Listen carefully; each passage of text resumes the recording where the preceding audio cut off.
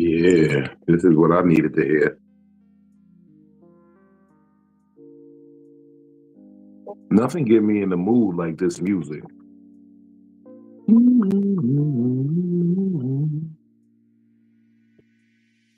Straighten my camera a little bit.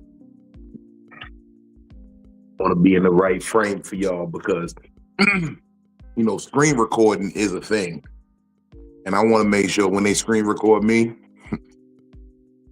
it looks perfect, baby. Ooh, you know what it is. It's your favorite fat man. Worldwide V, Hollywood V, Tokyo V, International V. Look, I keep a passport on deck. Niggas don't know. I keep the passport on deck on you hoe ass niggas. I always keep it within reach because I'm ready to slide on you niggas at any given moment. This is a movement y'all can't stop. Y'all never could. No matter the lies, the slander, the fake deep fakes. You know they doing deep fakes now, right? They could take a picture. They could take this background, this setting, me wearing this shirt, saying some shit I never said. And that's the scary part about the world nowadays, because you don't know what to believe. You've all been indoctrinated into believing this little box right here. Anything that this box says,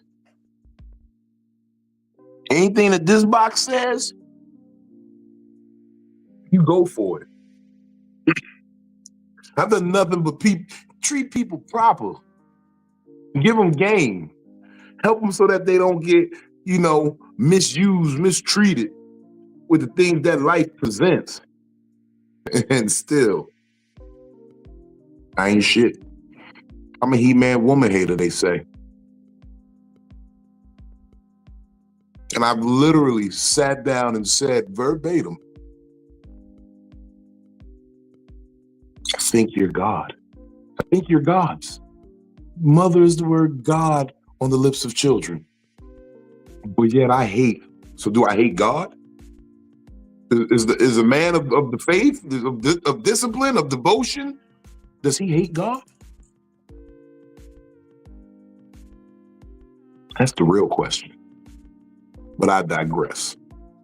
Welcome to Psycho-Babble. I'm Big Vino, He-Man Woman Hater Club president.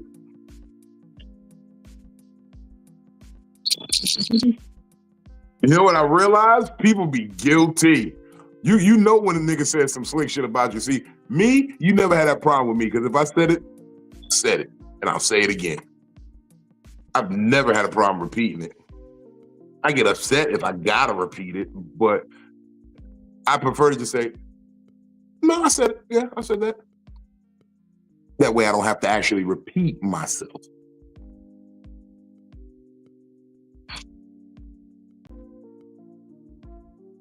Master of the universe. Actually, I'm a cult leader nowadays. The niggas. Where's my minister of propaganda, OP?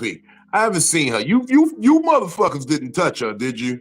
Because she's been missing for a couple of days, and I need to know what's going on. Let me check in with my captain of my Gunstaple. At first, she didn't like the mission, but I think the propaganda got in there, and now she's like locked in. She's like, okay, we might have to put the black bag over a couple of these bitches' heads. Poisoning a nigga will not be allowed in the niggas movement. That's a black bag offense. That's what we're gonna call it when we gotta remove you. Black bag offenses. Let me introduce my co-host. Wonderful. Glad she can make it this evening. She's in the building. Give it up for Miss DamnItPhilly.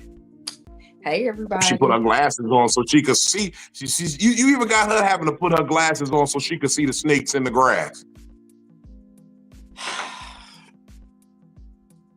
They deep under that grass, too. Hide. These snake-ass niggas. Slithering. South of Slytherin. Uh-oh. Do we need a refresher? Huh? Oh, do you need a refresher? Because I'm going with more nigga juice. I can't with you in the nigga juice. I was in Nashville last night. What were you doing Ubering in Nashville last night? Wow. What brings you out here? No, downtown out here is dope. And it doesn't matter what day that you go out to downtown out here. Like it's a pretty dope place to be at. It's very multicultural. And most of the bars aren't, but you'll see. By multicultural, do you mean that you're gonna run into some Caucasian people as well? Yeah. That's what black people mean when they say multicultural. They don't mean no other culture, but hey, it's gonna be some white people out there. No, it's Asians out there too. Asians, black people. He said he's going back out there tomorrow. Yeah, you can. Oh, okay. Well, I'm gonna be at work, and then I'm gonna be with the kids. But I'm definitely out here. Tell me if you're gonna be here on the weekend. I'm in Huntsville helping my mom. Okay, got you. They're gonna be back out there tomorrow, Huntsville. Yeah, man. I heard that with Uber, DoorDash, all that shit. You could be wherever, do that shit. As long as you know your paperwork straight. Yep. As long as they have it in that area. Peak time out here is all the time. The airport area is cool. You know, there's a lot of money to be made out here. If I could go back and start doing Uber, I'd probably start back again too, but nah. We gotta get Mr. Over It on the panel one day because he be having insight. And you know what? I'm gonna be real with you. The common sense that you display ain't so common. It's starting to be a special thing. I believe it. I used to make a lot of money doing Uber on the weekends. Let me hold something for the hoes, get it.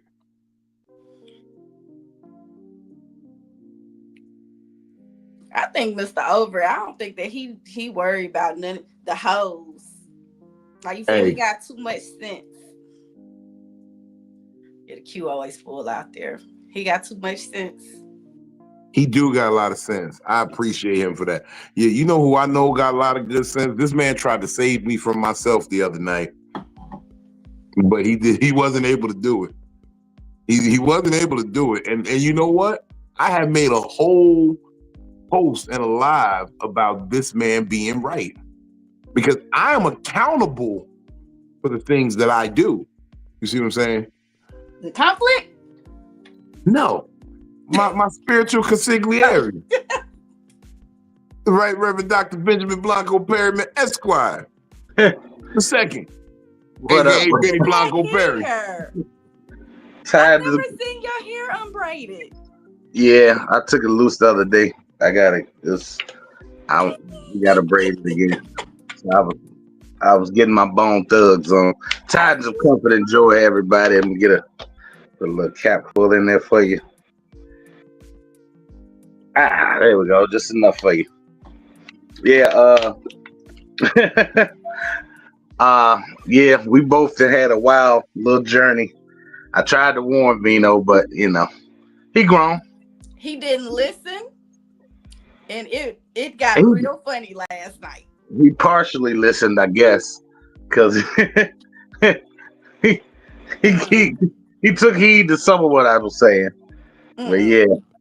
He said he seen a bear and a wolf do a tango in Jersey in front of him. No, look, so right, we're going to be honest, because I said it. Yes, I said it, I'll say it again. So I was taking some shrooms, right?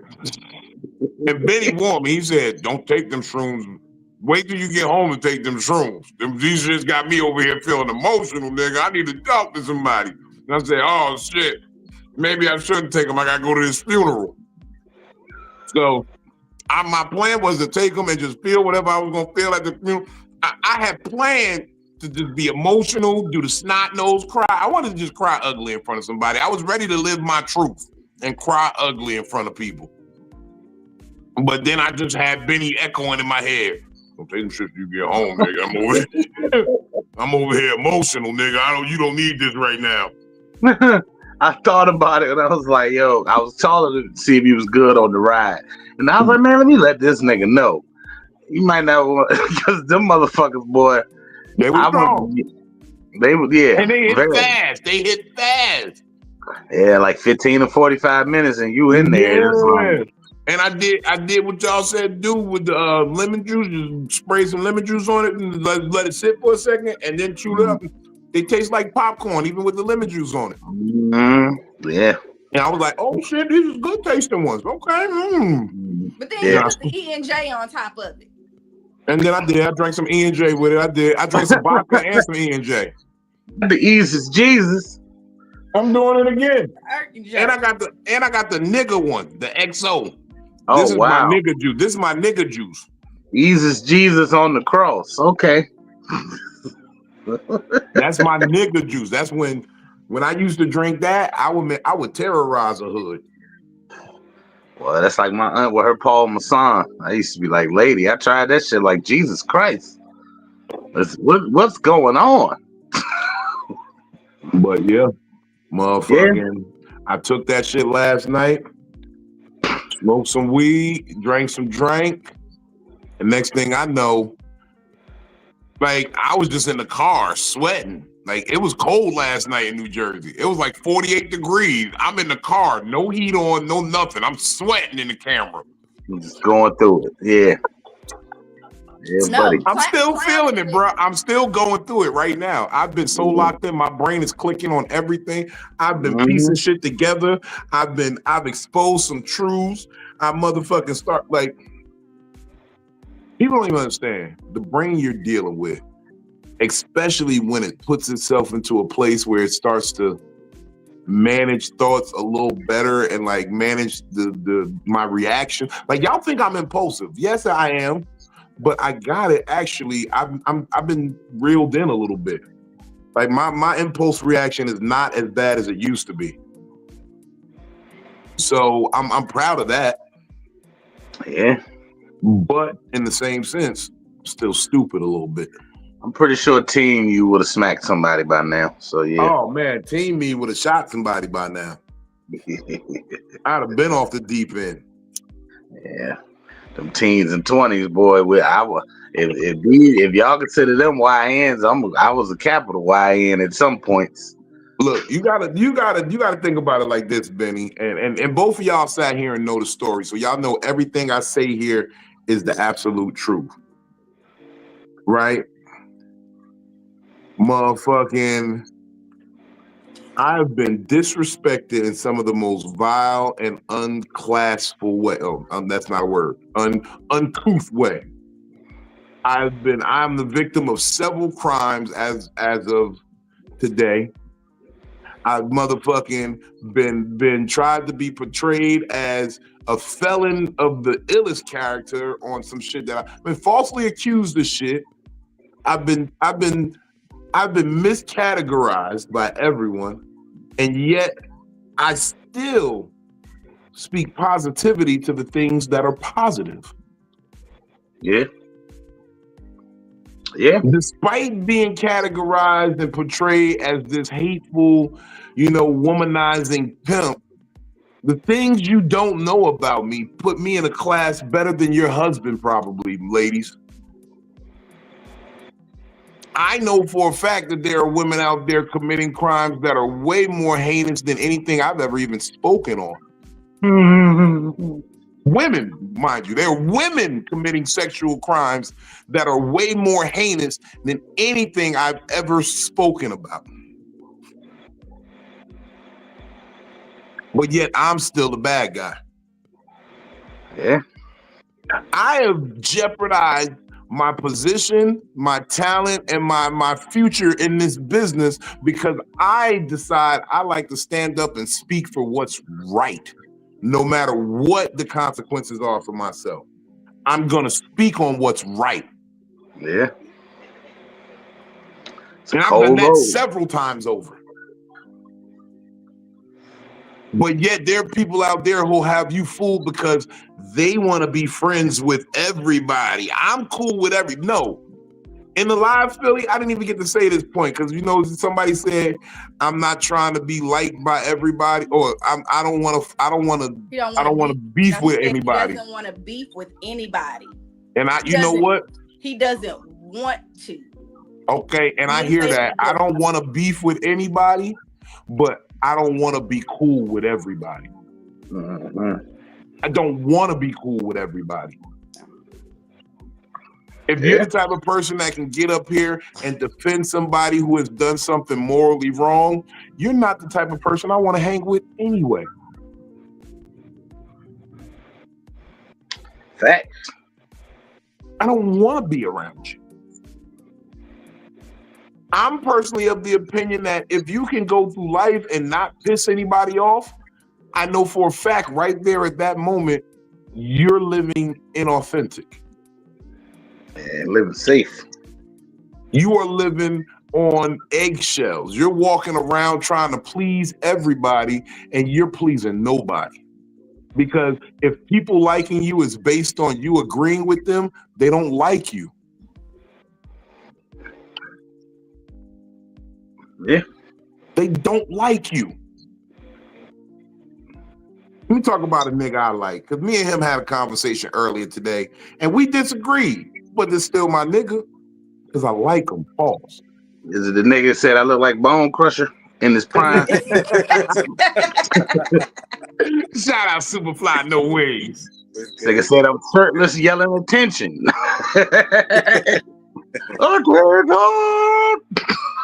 Listen, I knew that was sunk in once I seen you fixing your hair a little bit. Oh shit! How y'all feeling tonight, man? Doing all right. What's happening?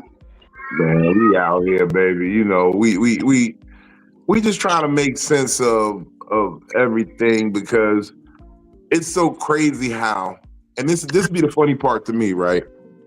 Everybody swears up and down how unique, how special they are, but they really don't even realize they all run in the same playbook. This is why I'm able to call situations and see the field and watch it unfold as it happens.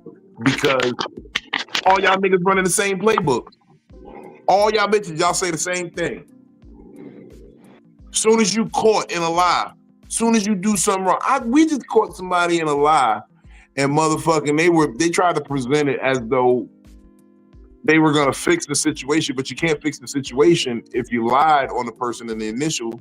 So in order to come back and be like, well, yeah, I went public and told a lie about you, and I'm hoping we could get to it. Well, why would you tell a lie about me? Did you tell everybody that it was a lie? That's how we got to fix it. First, you got to tell everybody that it was a lie. Right. You can tell when people fucked up too, when you know they did something fucked up, because they got that guilty little look when they were like, you know when somebody caught up when they see, because I know you Superfly. I can imagine the situation. You might have seen somebody who you had some words with, or they did some fucked up shit, and you caught them later with they didn't expect to see you, and you know that look they give you when they see you when they wasn't expecting to see you after they did some bullshit. Yeah. You seen somebody, you out there in public looking like you seen your ancestor. That look is priceless for me. They definitely wasn't supposed to be there. Like, the fuck? That look be priceless for me, because you could see they wheels turning. They're like, how is this motherfucker carrying this situation? Hold on. Out the exit strategy. Yeah.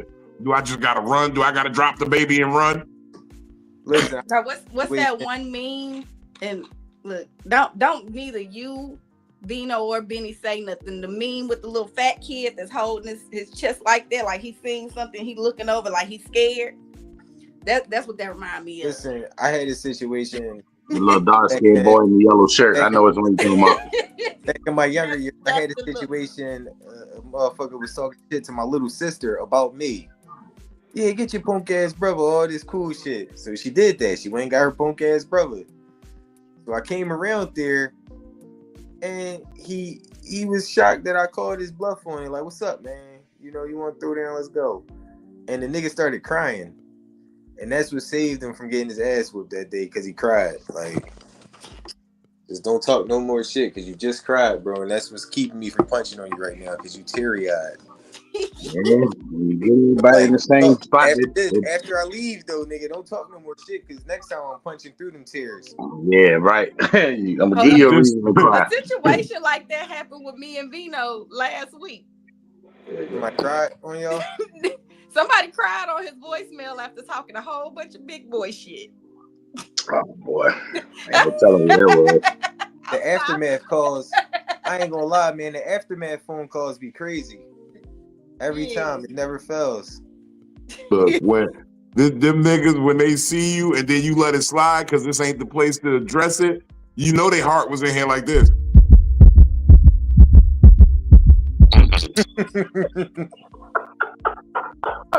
And they just say, "Oh shit, Vino." I thought that motherfucker was gonna try. Good That God. feel like a win to me. It Like, always is. What that nigga Peaky said on next Friday, that nigga had me scared as shit, but I held my own though. I held my own. Right. So he did I held it. my own. I held my own, baby. That nigga had me scared as shit. Nigga had to wipe them tears. Whew. Nigga was scared as shit, but I held him. Noon, crying over the phone is crazy. Crying on a voicemail is diabolical. It's recorded. Yeah, because you had ample opportunity to change your mind and not send it. Yeah, it'll ask you, do you want to re-listen to this message Yeah, you before want to listen sending? to it? Oh, yeah, that's crazy. Do you want to re-record your message? You sure you want to send this motherfucker? You know you want to send this. Here's why I don't even send voicemails. I heard do they it. still do continuations on the voicemails? No. Where it lets you Y'all remember record that a little shit? more. Like you press a button and you know you can add more to your message. I think so. It depends on what phone company. Yeah, that shit. That used to be the one you be getting cussed out. Yeah, you motherfucker did it because I was doing this. This shit just pick right back up. You know what I'm saying? And another thing. Right. Yeah. And another thing. Would you like to continue recording? Right. To continue this, press 5 now. Oh gosh. I'm ready to give up. I'm so tired.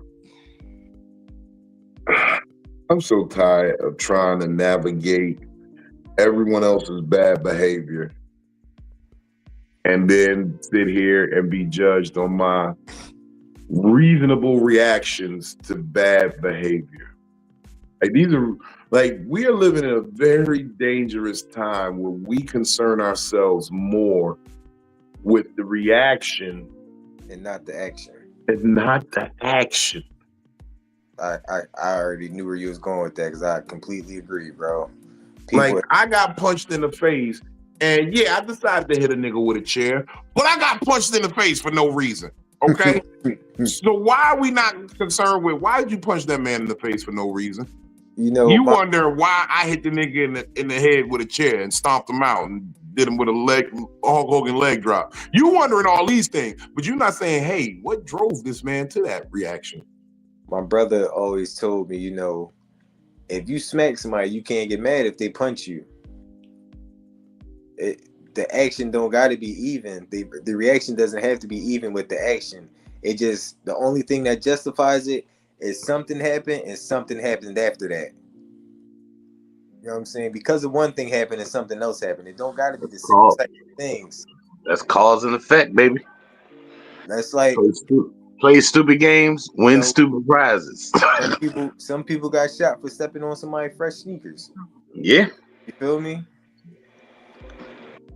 I try to let people think of it like a rubber band, right? On a slingshot.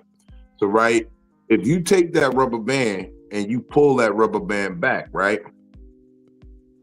You would think the normal reaction would be it would just go back to where it was.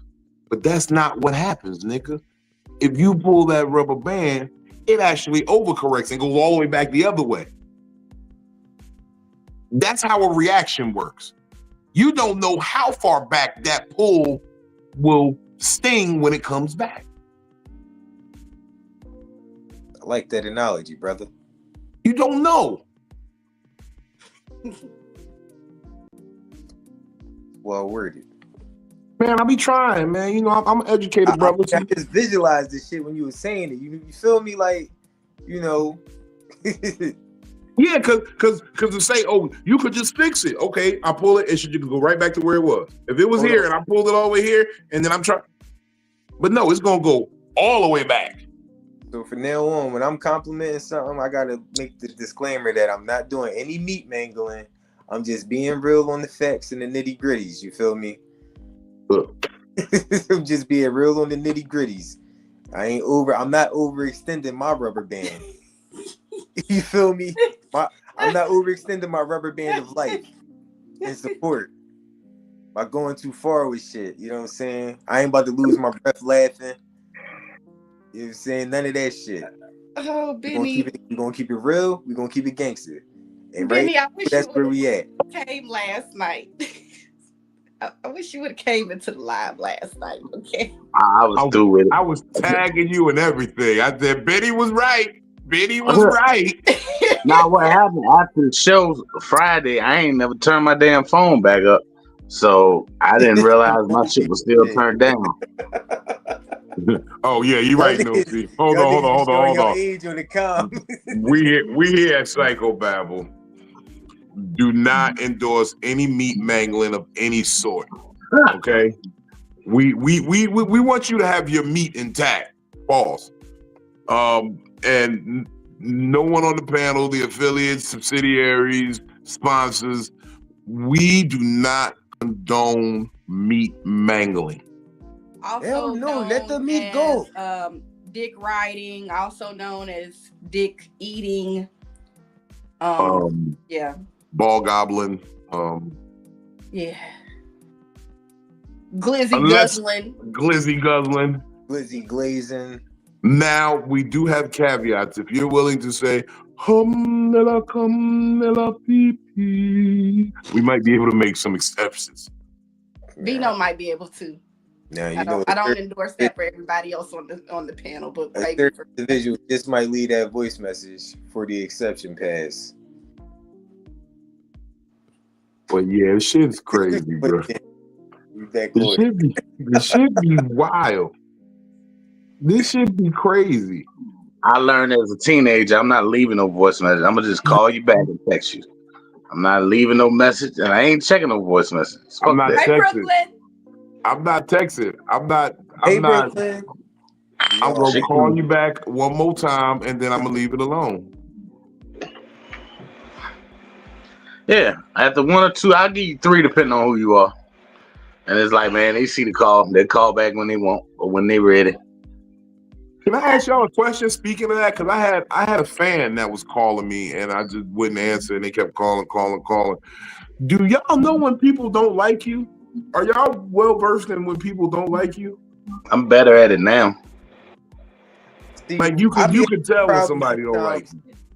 I be having a problem sometimes of not giving a fuck. Like really legit not giving a fuck. Like if I still feel like it's a part of communication that I need to execute, I'ma not care if they don't like me or not. I'ma still get my point across.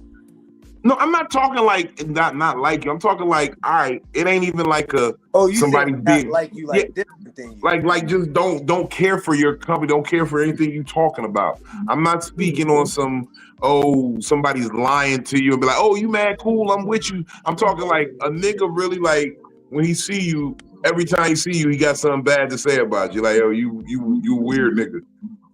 Like you realize that when you follow somebody on social media and they don't follow you back, you are a fan at that point.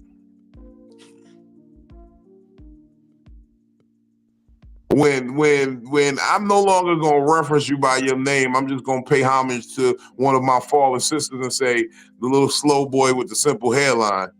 Oh, that was true. She passed. Yeah, I was going to ask about that. It was true. Yeah, it was true. She passed. My condolences. Donna? Yeah, Miss Donna. Shout out Miss Donna. Yeah. I'll just say R.I.P. because I never got to meet her, so I don't have that personal connection like everybody else, but it's still a bad thing. No, I'm just being real. That's why I didn't say nothing about it on Facebook and none of that shit, because I didn't personally know her. Like, we weren't even friends on Facebook, but she was cool people from what I could tell. I don't think I ever ended up in the same room with her to actually get to meet her. So, I but fuck with her. she did her thing. Yeah, I know she. Because y'all was just together with George Wallace. Yep. But I fucked with her since before then. Like, people didn't know she worked for NASA, right? And she came to my weed show, Laughing Gas, and I loved her because I always called her one of the hidden figures. I'm like, see, this is how we got to space. Niggas got high, calculated some numbers, and said, yeah, we could make that happen.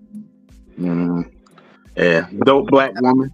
So that's Karate Man Jay that made that comment. I ain't see that for your reference. I ain't even see that comment. I'm surprised you here. Oh, let me put it up again. Got a jean jacket in the crib. Listen, nigga, because I was about to step outside, sucker. Yeah, I was gonna say, you see the shirt? You wear my thing is this though. The crazy part is nigga. I know this nigga got a denim do-rag. That's the wildest part. He wear do-rags under his skull cap, like not even a fitted. It'd be like the security Scully cap with the word security stitched on the fold of it. He got a do-rag on. Hey, that ain't stitched. That's heat press, nigga. I know a heat press when I see that shit. That shit gonna peel right off if he sweat too hard. It wasn't my fault. Yeah, definitely. The heat press toboggan out of there, and he gets sent home early if his security sign fall off, nigga. You out of uniform once that sign fall off your head, nigga.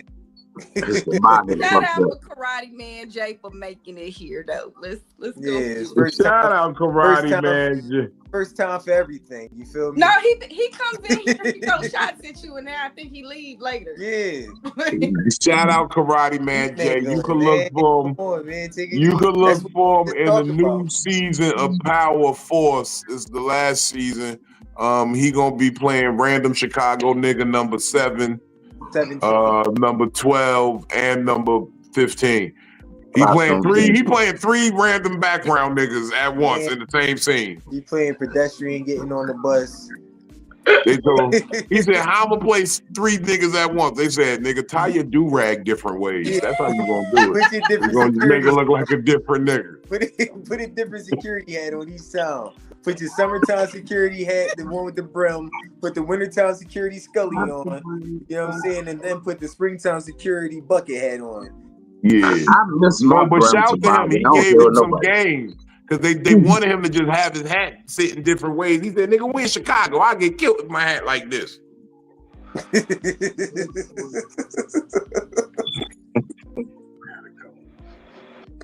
He said, yeah, just turn your hat to the back. You'll look different. I can't do that. I got to go home tonight. Stocking cap, the hat, Jay. Turn it around. Hold on, y'all just called him Where's Waldo on the Force though.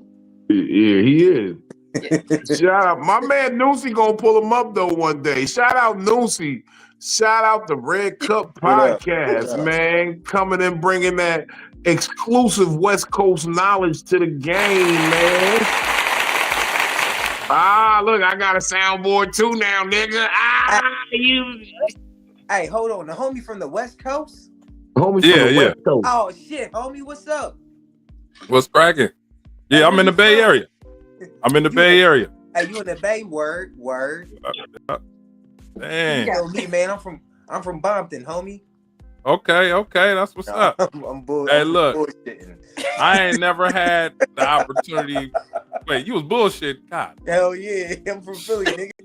I didn't fell into that shit. I just walked right in this shit. So did Karate Man Jay. Karate Man Jay, stupid ass, probably still think I'm from Cali. God. This shit been like a month now. I could go in and out of the dialect like I'm from there to back to my regular voice, and he's just stupid. He don't make no never. Karate Man low. He a little slow, but he cool. Stupid ass. You know the crazy part is, Karate Man Jay is stunt man, but he only get beat up in all his stunt roles. He never like the dude throwing the punch. He always getting beat up and thrown down a flight of stairs. Or is he always that one character that like be like, oh yeah, man, this life gonna be, man, I'm thinking about changing my life, and then he always get knocked off?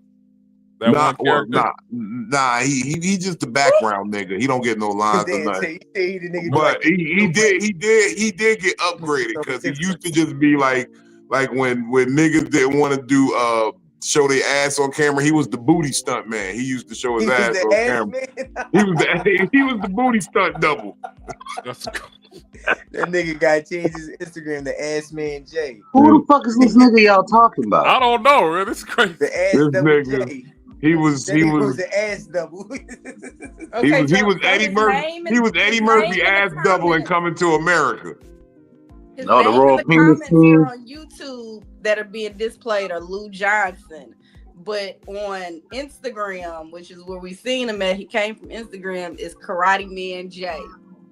Oh, okay. The ass double. Nah, he cool though. Yeah. Oh, that's what you told him when they said you got some stuntman work. You gonna be in a big movie. The nigga was and he said, okay. I'm ready. You thought you was gonna be in some Steven Seagal shit. Nigga said, I'm ready right now.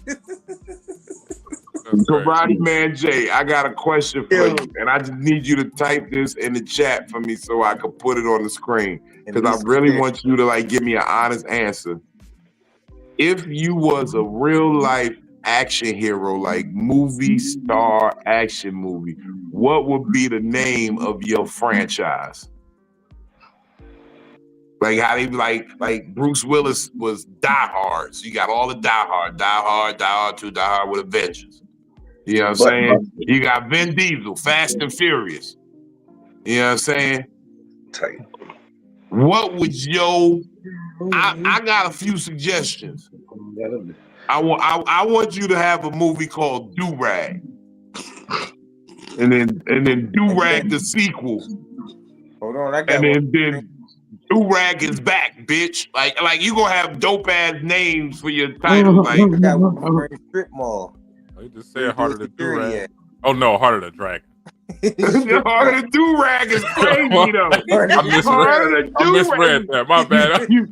No, he misspelled it. You misspelled Do Rag, nigga. The autocorrect got him. He was like the Do Rag. He just autocorrected drag. He said, "That's funny." That's the one though. It'd be like that sound like a good tied. Yeah. Do Rag tied to the front and the back.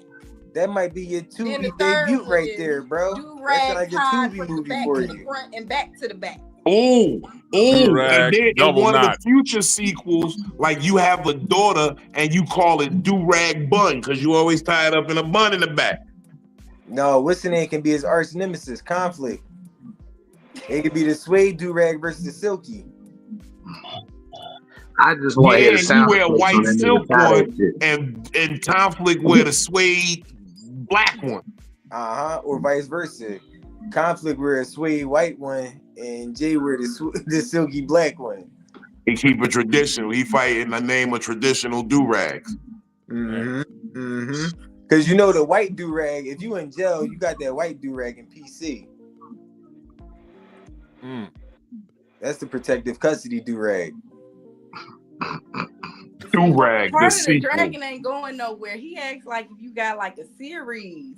So what's number 2? See, I helped you tie from Do-Rag Johnson back to the front. He said his character name would be Do-Rag Johnson. Do-Rag Johnson. The sequel is still tied in some shit.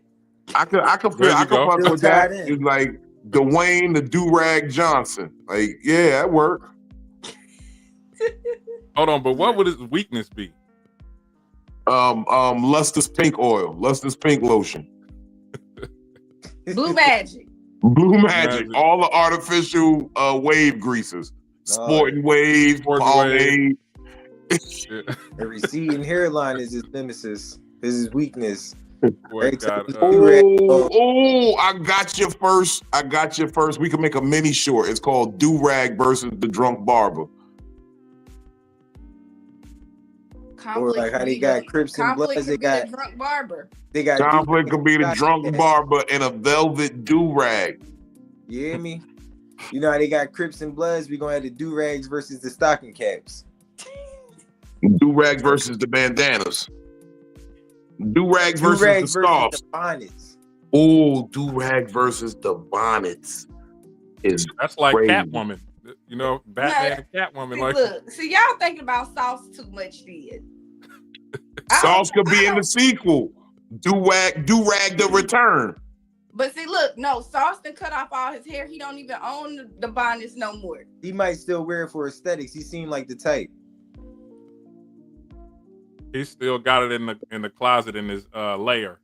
He go to sleep Every with now it and on. then he goes to just stare at it. Look, He can't sleep without it on. laughter is good for your mental health, guys. He go through night terrors without it on. This might not be a regular episode, but I hope that you... It might be, this is a very regular episode because it seems good we thus are far. addressing why this makes us different from the other people, because everything we say here, we'll say in a nigga face. Yeah. We will do it. We will let everybody know we say, look, I'm gonna call Conflict after this because I know he probably at his open mic. I'm be like, hey, look, we got a movie role for you. How's your karate? Now look. Yeah, Karate Man. We're gonna be moving like Steven Seagal. I can't stand Steven Keep your sleeves Seagal. off this time. Keep your sleeves on this time, Conflict. Don't cut them.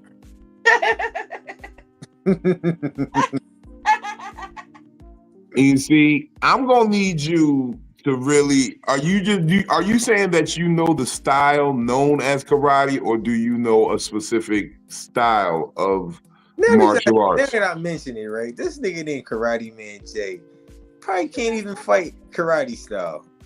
No, he actually practices karate. He has a sensei and everything. A lot of niggas got senseis. He's been doing it for some years. All right, I got you, Karate Man. You know. Yeah, his sensei was the type of karate he does in the comments. I put my Karate Man on. Ask that nigga what dojo, who was his sensei or his sifu. Ask that nigga what degree. Ask him what degree belt he got. Because you can just say some shit. No, I can say this for certain. I know this for certain.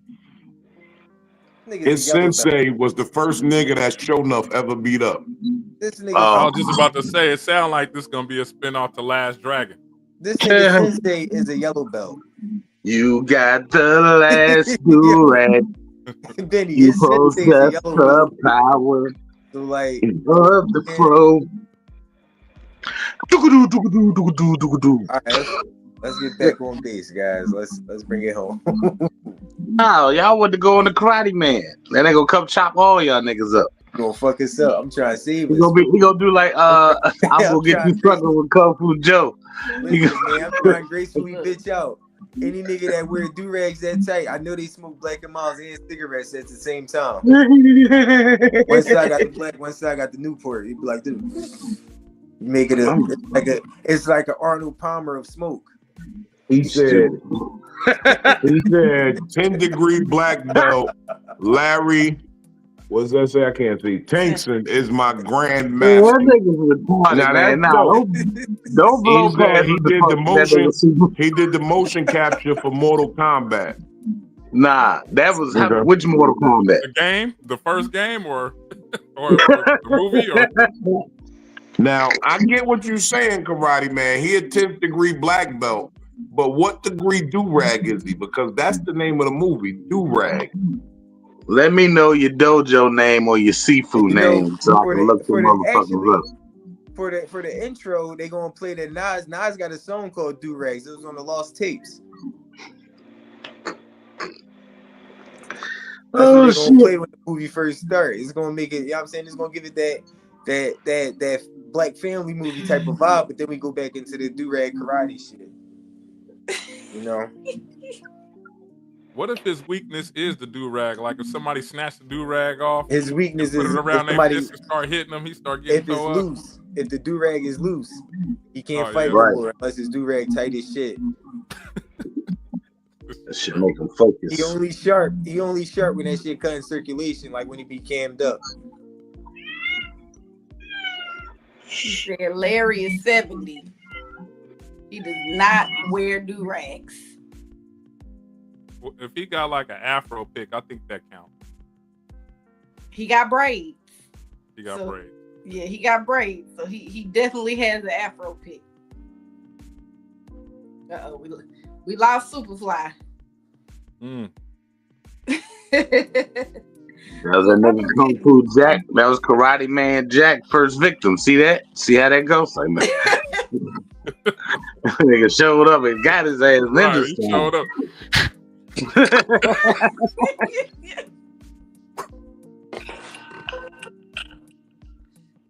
Oh, y'all making my chest hurt. Put your arms up. Oh, he said Mortal Kombat Deadly Alliance. So that was like Nintendo 64. Hold on, I'm gonna send it to you, Karate Man. He ain't never cammed up. I'm gonna send you the link. Hold on. Oh man, Then he gonna show up with his gi on. This clean, yeah. Then he gonna jump in with his gi on. Like, you wanna try me, fuckers? Hey, he gonna be saying hella shit, but it's gonna be delayed. He gonna be like, "Motherfuckers is tripping." We need to make sure that you have some good lighting. I know that you be at work all the time. Karate Man Jay. We dropping you if you pop up with a tight ass do-rag on. We dropping you expeditiously. What that nigga said on Trading Places? You say you beat all these people up. How come it ain't no bruises on you? Because I'm a karate man. Karate man bruise on the inside. Okay. I just sent it to your Instagram. Go check your messages. There's a link in there. Open it up in your browser, though. Don't open it up from Instagram because it's going to give you a lot of difficulty. Yeah. Copy the link from Instagram and put it in your browser and come in here and make sure that you have it to where you can turn your camera sideways on landscape mode. Right. Last disclaimer, you gotta add some value to the conversation outside of the jokes, brother. That's all we ask. You see, that's why I got a good team, man. Good team. They know the rules. They help me get these rules across.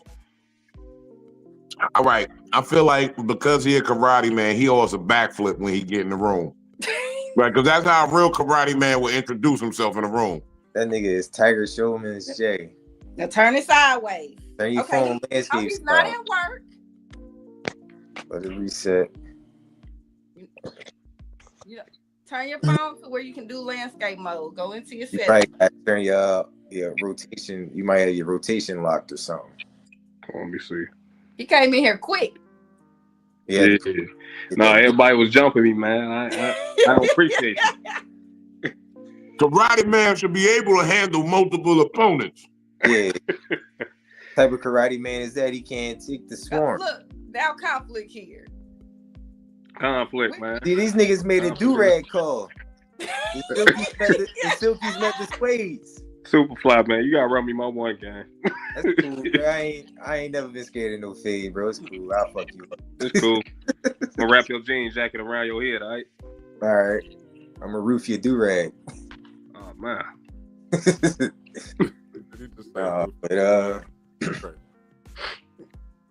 Hold on, what color do-rag do you have one today, Karate Man Jay?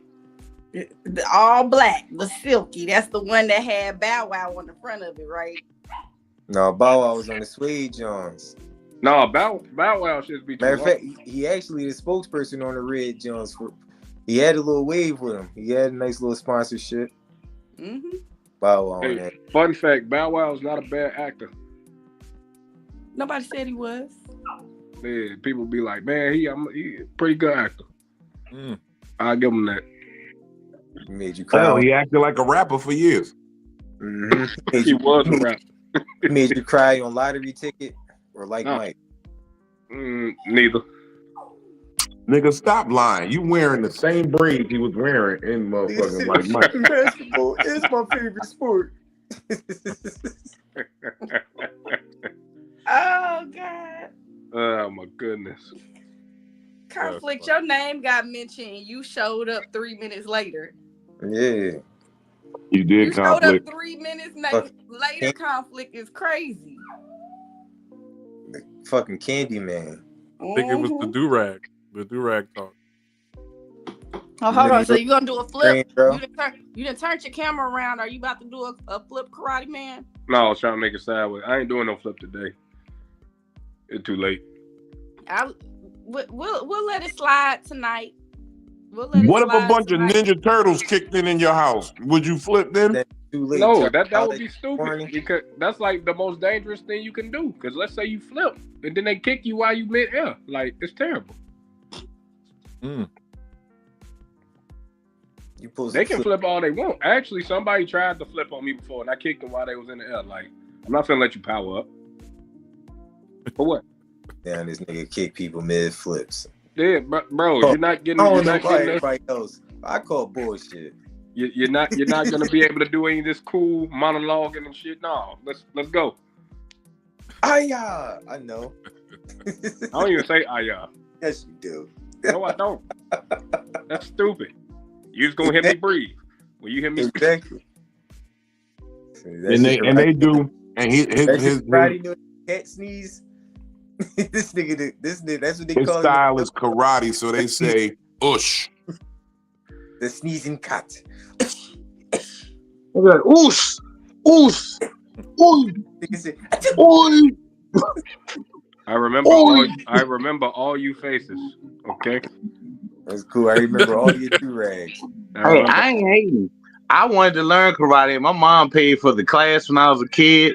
From Buffalo, somebody. The nigga, he trained under Bruce Lee, but she paid the $50 for me and my little brother, and we never went the fuck back. The dude just got a free $100. My mom didn't have the time to take us. So trust me, I wanted to learn karate. I know how to use nunchucks and every damn thing. So I ain't hating. I'm just saying, I just want to say this. I'm just like you said, nunchucks. We brought the nunchucks. Thanks to them chaku, but a lot of people don't know that. What? It's them chaku. Nunchucks. Yeah, them chakus and them chaku. That's too close to nick us though, so we just be like nunchucks. Shit, we was the ones that learned how to use it first. We the Asiatic black man. We taught them that shit. Then we forgot it. That's why they call it black belt. Like typical niggas, always forgetting. That's why they call it black belt. The main dynasty is niggas. They were. Typical niggas, always forgetting some shit. We ain't on that no more. That's what we did. We did that back in the day. Like, man, we been there, done that. Man, we gotta go somewhere else. We going to Africa now. We just gonna square up with niggas now. You know what I mean? Let's double back to Africa. Crazy. Like, yeah, my man, uncles ain't think the shit worked until I used it. them niggas dicky right now doing our old shit.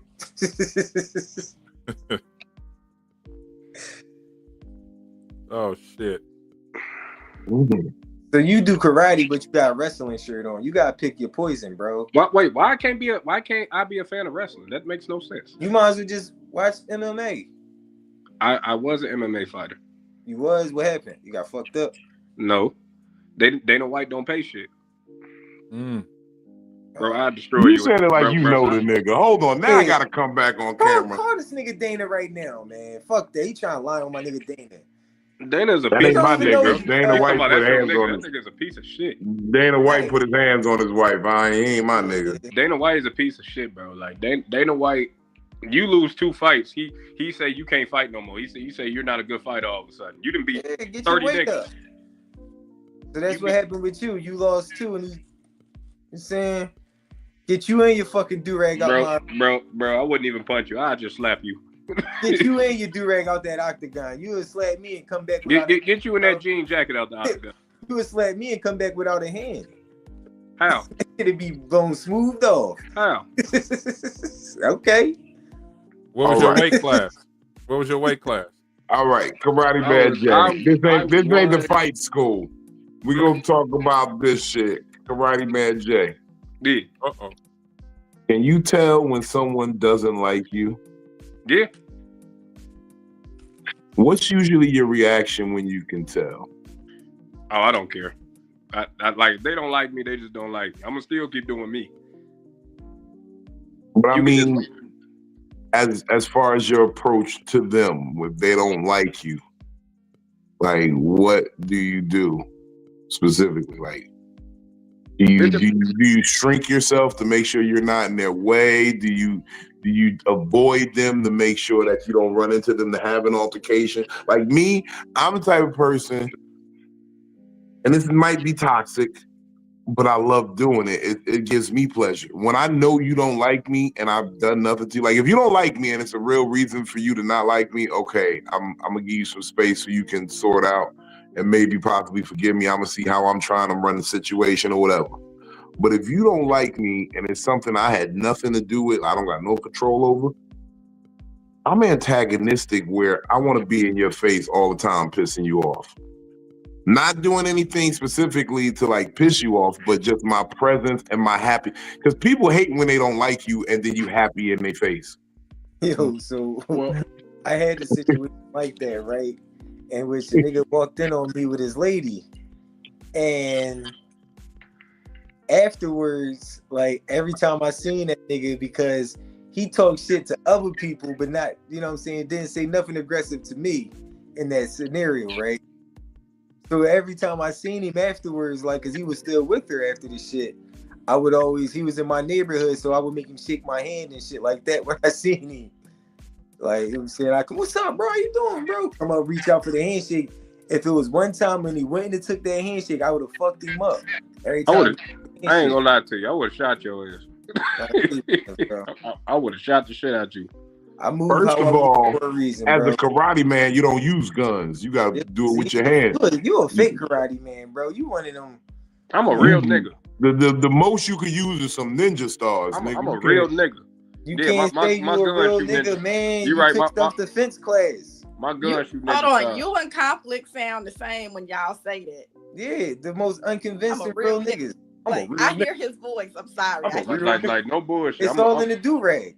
Man, I'm a real nigga, G. Like, that's the talking about some do-rag. You talking about some shake? You talking about some shake your hand? I would have been like, man, you don't get the fuck out my face, nigga. And got the shit smacked out. Nah, you would have got the shit shot out of you. You would have looked up and been like, what happened? You did, nigga. Everybody gangster through the promotion. Hey, look, everybody, I'm gangster in real life.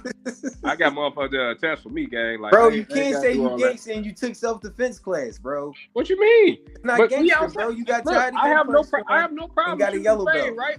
I have no problem shooting the fade, right? But you walking up going like, what's up, gang? And like what you trying to pull? I had an old homie. He shook a nigga hand. Like, what are you doing? You just jumped this nigga. Don't shake his hand. And he shook his hand. And when he shook his hand, buddy ain't let his ass go. And he said, hey, man, what you doing? Folks beat his ass up. And he was like, why y'all ain't help? You jumped the nigga. In a one-on-one fight, bro. Ain't nothing I can do. I can help you up, but I can't help you jump this nigga. You did that by yourself. This gonna cause other issues. I like what Vino said because I've had people who don't like me, and when I finally identify that they don't like me, I tend to still just be me, no matter what. I don't go in the shell, because why go in the shell? I don't understand what the problem is, especially if I've never done anything to you. I'm just gonna be me, because I know that people are when they don't like you, they try to go out their way to try to get under your skin. You know what I mean? So I don't compete. I inspire. I'm gonna keep doing what I do.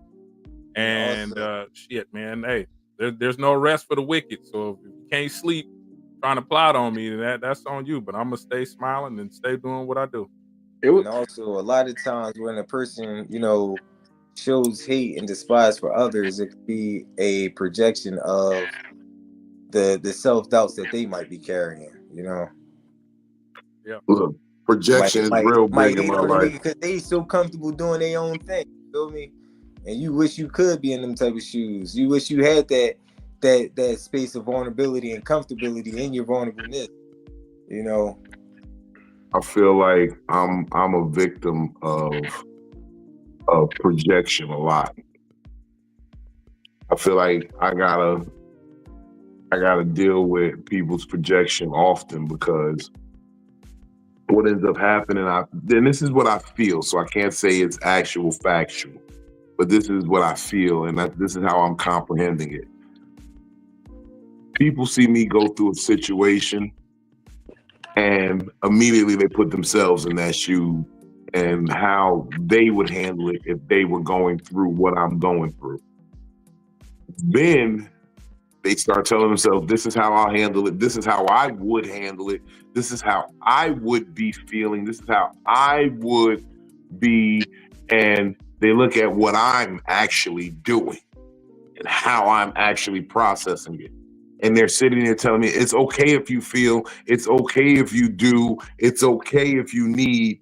And it's like, but I don't. You know, I ain't gonna lie. There was one guy at my job. He did not like me. Just jealous. I paid him back by pulling the bitch at his job that he liked. He was never gonna get no play from her no way. So I just took her. Like, hey, don't trip. I have a good time with her. Anybody I felt that he liked, I went to holler at him. And he would try to go tell and be like, hey, you know, he talked to this person. Didn't stop nothing. Couldn't stop no motion. It's cool. I'm gonna fuck every bitch you like, nigga. Keep playing. Keep playing crazy. And my better question, what the fuck you gonna do about it, nigga? All right, remember on The Last Dragon when Bruce had got beat up in the in the dojo and he said it's hard to walk the way of the wise? You missed that part in the movie because you over here to start shit, brother.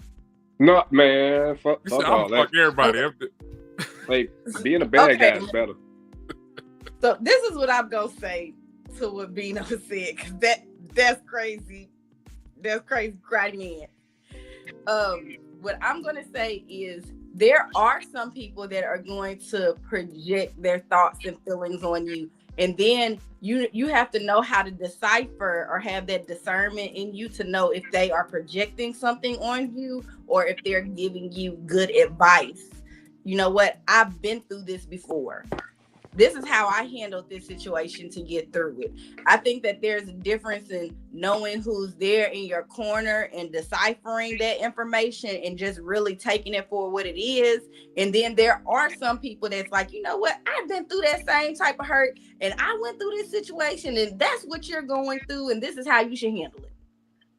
It's all about delivery. I agree with what you're saying, but it's all about delivery because if it comes from a place of love and care and coaching and instruction, that's one thing. But a lot of people jump too far ahead and forget that the decision happened real time. It's easy to talk about what you could have done and should have done in hindsight, you know, but if you kind of take away a person's ability to assess what happened and think for themselves and tell them what they need to do, oftentimes people won't even listen to that. They get offended. Like, so what you said about me? You don't think I can think for myself? Or da da da da.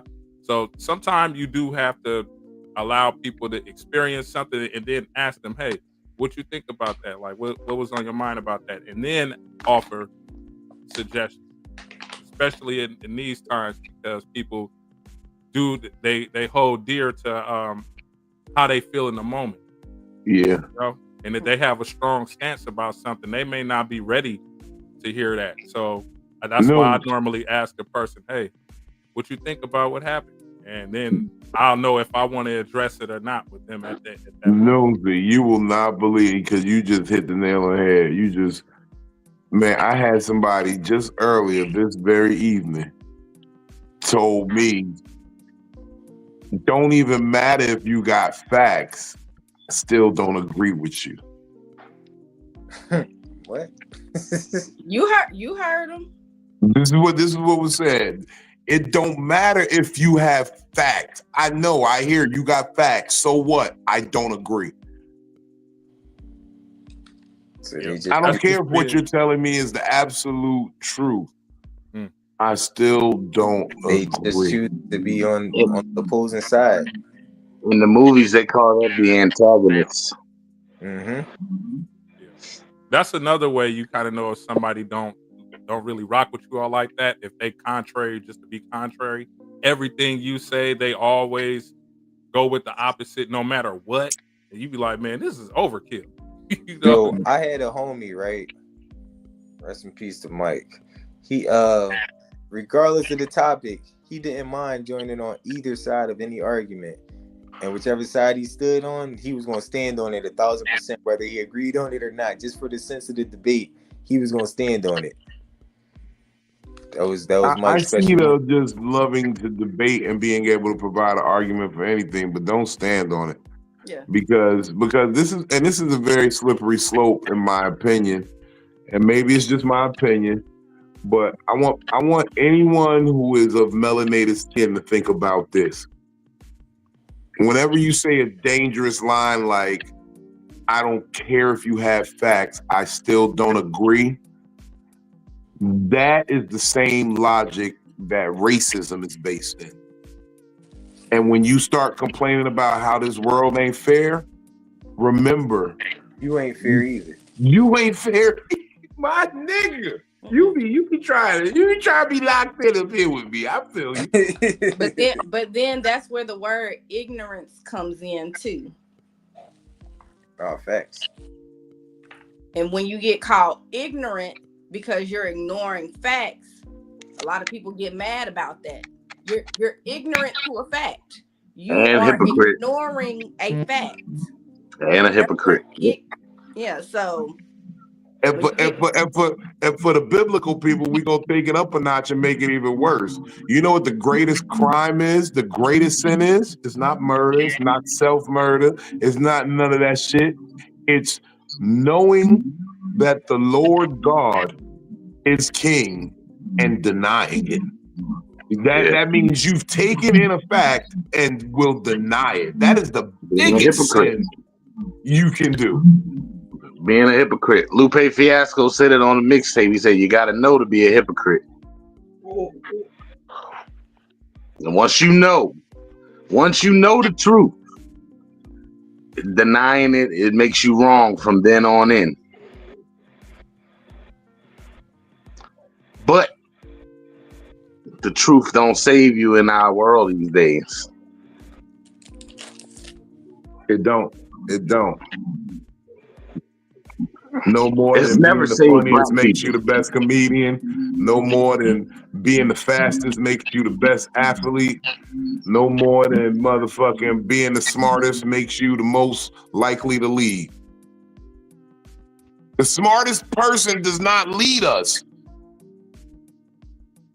Why did you think life was fair? The smartest person is not in charge. We know for a fact, I don't know where he falls on the list, but I know he ain't the smartest. The most righteous of us, the people with the most morals and integrity do not lead us. You want to talk about fair? You can take it to an even lower level. Even case in point, I was part-time at Macy's. Like I said before, I was able to work every department but women's garments. When they brought in, instead of hiring a new supervisor from inside, when our supervisor left, they hired somebody fresh out of school for it. Never worked retail, but he has the degree that says he has business management. I had to train him as a part-timer, but I know the whole store, so I know more than the full-timers.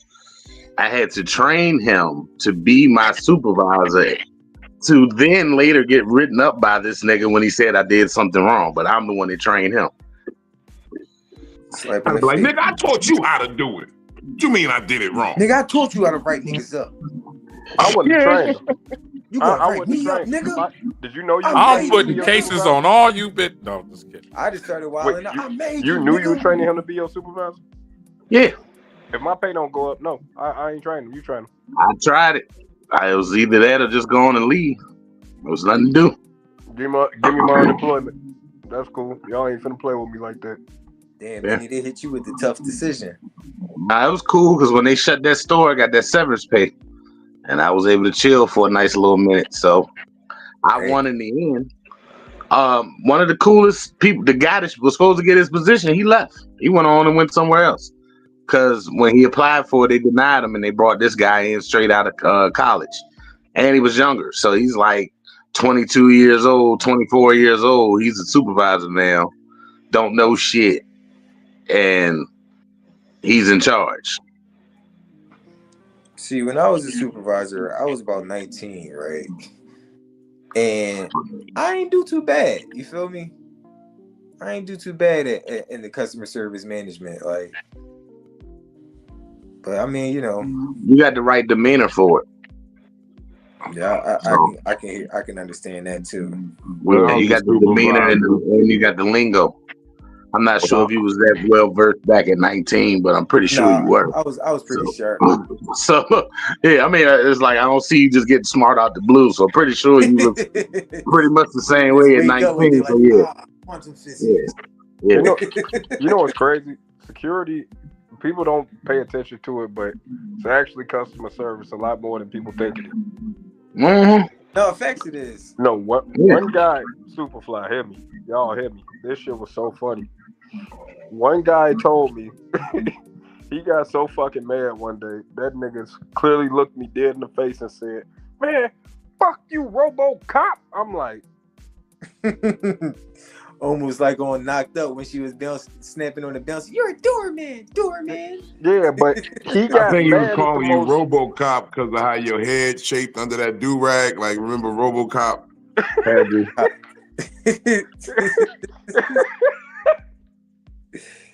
You remember RoboCop with his mask off? When he he had a brain under that shit. It was his brain under the his mad circuits and brain.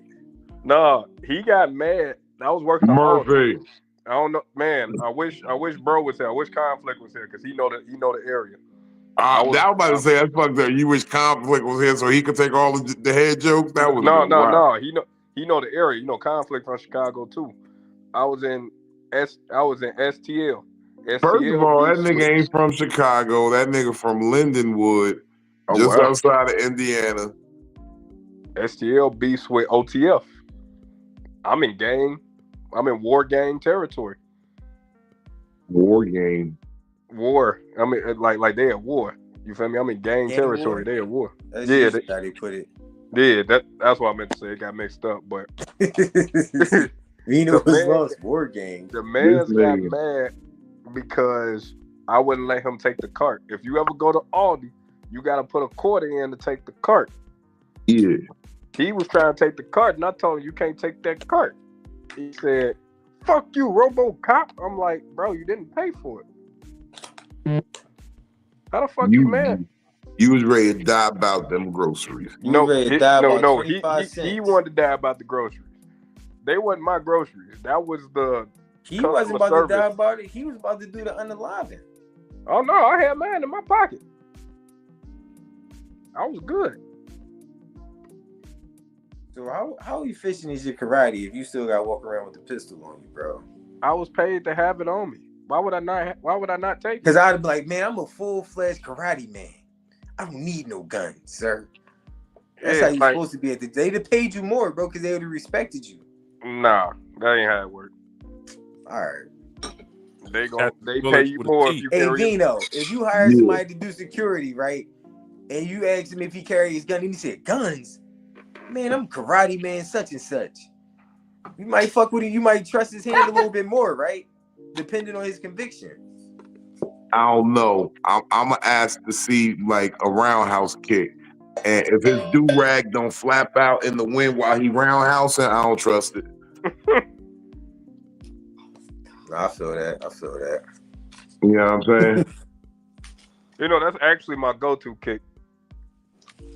A roundhouse. Yep. I pull a roundhouse so quick. I seen my brother start a mixed martial arts fight. And as soon as the fight started, he just ran up, jump kicked main man in the chest. That nigga ain't get back up. I said, wait, with both feet? Nah, just one foot, right foot. Just kicked the shit out of him in his chest. And that nigga fell. And I guess he kicked him like right in his solar plexus or something because he was down. He was hurt. Wait. So does he have any type of chest muscle? The nigga was skinny. The nigga was, I mean, he had a muscular build. Like they was about middleweights fighting. Oh, he probably ain't never had no. He probably ain't never been hit like that before. That's probably you get hit in your solar plexus though. It's over with. Like ain't nothing you can do. It don't matter how much muscle you build up. Somebody hit you the right way, right there, you're done. Somebody hit you in your liver the right way, you're done.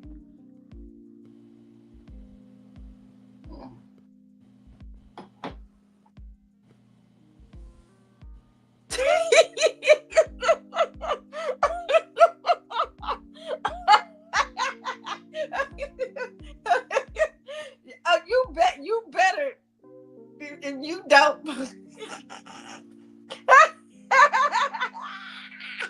Trill said I ain't kicked the nigga in a minute, fam. Yeah, damn near a decade, right?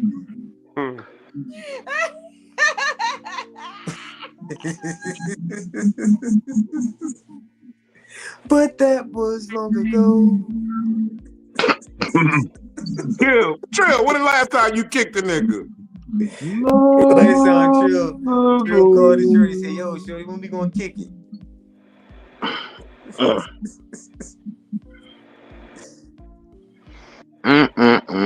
Y'all retarded, yo. Trill, Is that real ninjas, Ninja Turtles, or is that euphemism for niggas? No, Trill, you've been missed, Trill. You've been missed. He's a fool. Oh, shit. Let me ask y'all a question. Because again, this is the Monday night mixed bag. I'm in a mixed bag of emotions right now, and the mushrooms got me going everywhere. And I just want some opinions and some insight from everybody. I would love everybody's opinion on this, right? Mm-hmm. So I was having a conversation with my man Superfly a little earlier, and he caught on to something that I battle with often. And he was like, "Damn, yeah, even I missed it right there, what you just said." And I said to somebody, I say to everybody, I hold grudges. Because when you hold a grudge, you're holding someone permanently accountable for what they've done. Right? And I think people overlook the word permanently in that phrase, in that statement. Because you know, and I was joking with him, and I said, I'm going to say it here because you remember back in the day when you was in grade school and they tell you about your permanent record?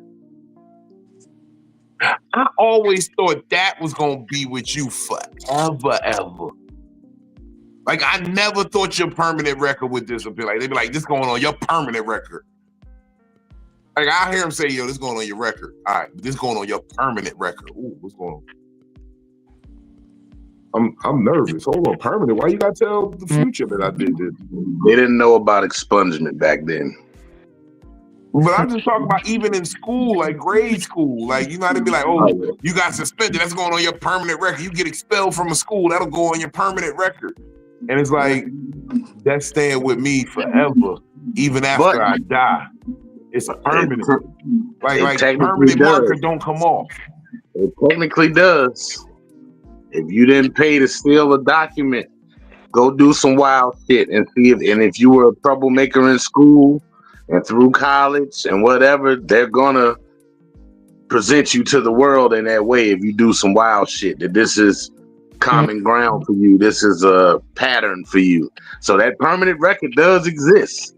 Them transcripts can always, they want you to pay for them to get them, but them bitches still out there. So unless you, now criminally, you can get something closed or you can get it expunged where it ain't there no more. But even still, I want to say it'll still come up depending on who the fuck's searching. Yep, it does. Depending on who's searching, none of that shit ever disappears. So it's there, nigga. They just don't care to look for it no more. So they know that I'm a clinical seat sniffer.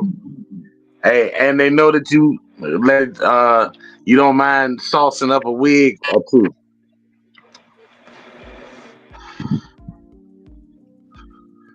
You posted it on the internet, Vino.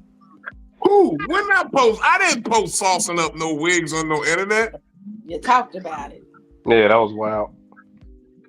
Anything that go up here, I feel a lot of judgment in what's supposed to be a room full of friends. We're talking about permanent records. Well, it's we being well, first of all, it left a permanent smell. Forever. I was hoping it would leave a permanent smell, just like a je ne sais quoi. Oh, you talking about smelling the seat, or you talking about the wig? The wig. Well, the seat leaves a little je ne sais quoi. That's not Look, first of all, if you're not out here sniffing that broad seat when she goes to the bathroom before you about to hit it to get like you I don't want to smell like okay, let me phrase this properly. The under air. I want to smell fresh coochie, but I need to smell raw coochie. I need to know what it smells like in its rawest form, but so I can make an informed decision. Like this could be the best of times, it could be the worst of times type energy. You dig what I'm saying? You gotta get a test run to see what it's really hitting for. Yeah, what it's really hitting for. Like we've been sitting, walking around, talking for a minute. You don't want that mad stuff shit. You don't want the social media filters on the coochie smell. Yeah.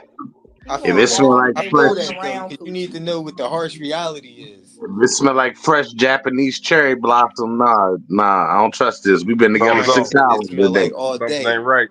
You want to know what her all day smell like? Yeah, the underwind. Yeah, that all day coochie air hitting for. I've done it. You ain't weird for that. So don't judge me if you just I just don't get caught for sniffing the seat no more. I throw some under your seat.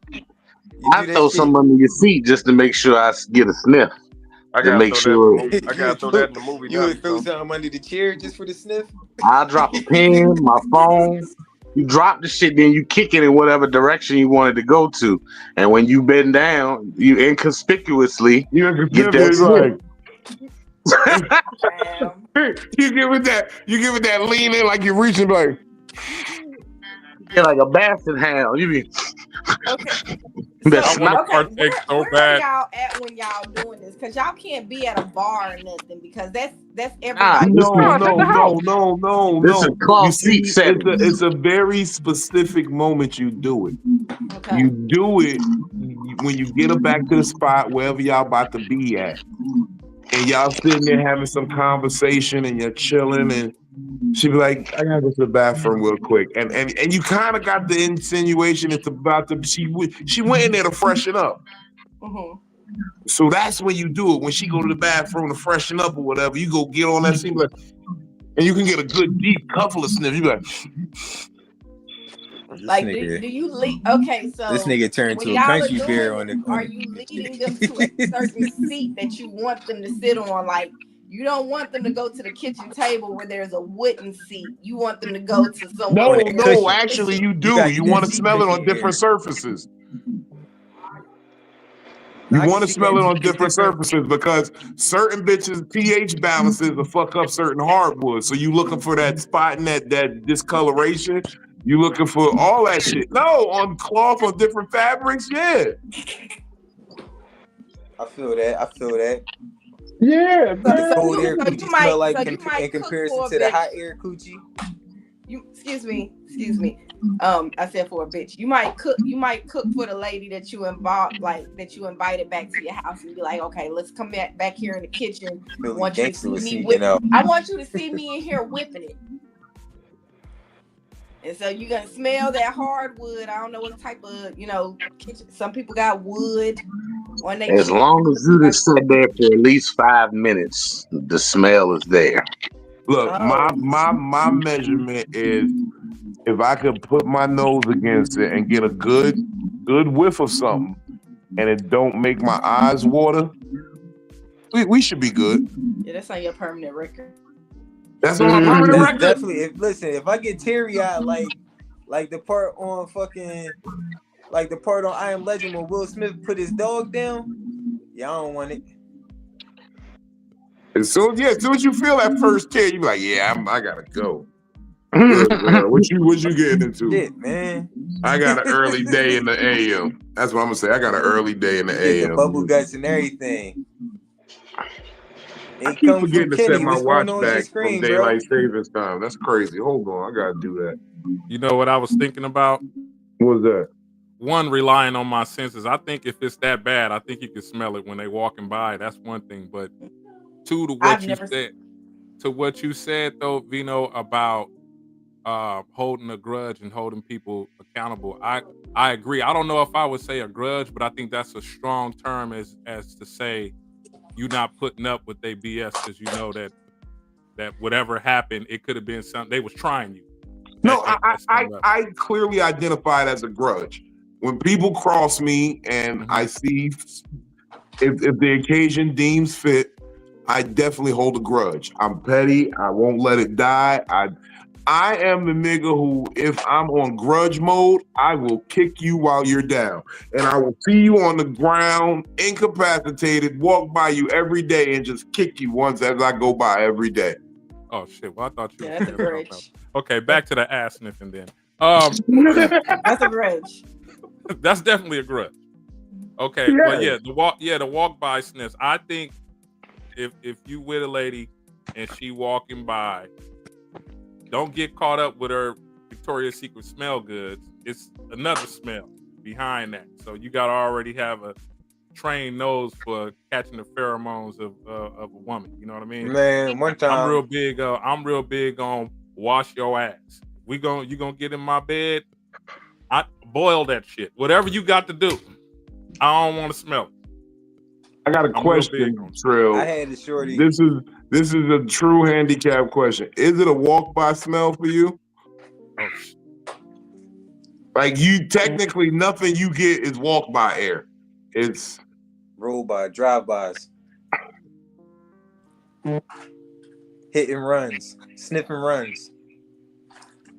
I want to answer Trill's question. At best it could be a crop duster. I want to make sure I have never sniffed a man's underwear. I would definitely look inside and see what type of stains are there, and I would definitely judge you by your stains that's in your underwear. But I have never took a pair of drawers and sniffed it. Get imagine wet if you judging somebody by their stains and you grab that golden ticket pair where they got some stains.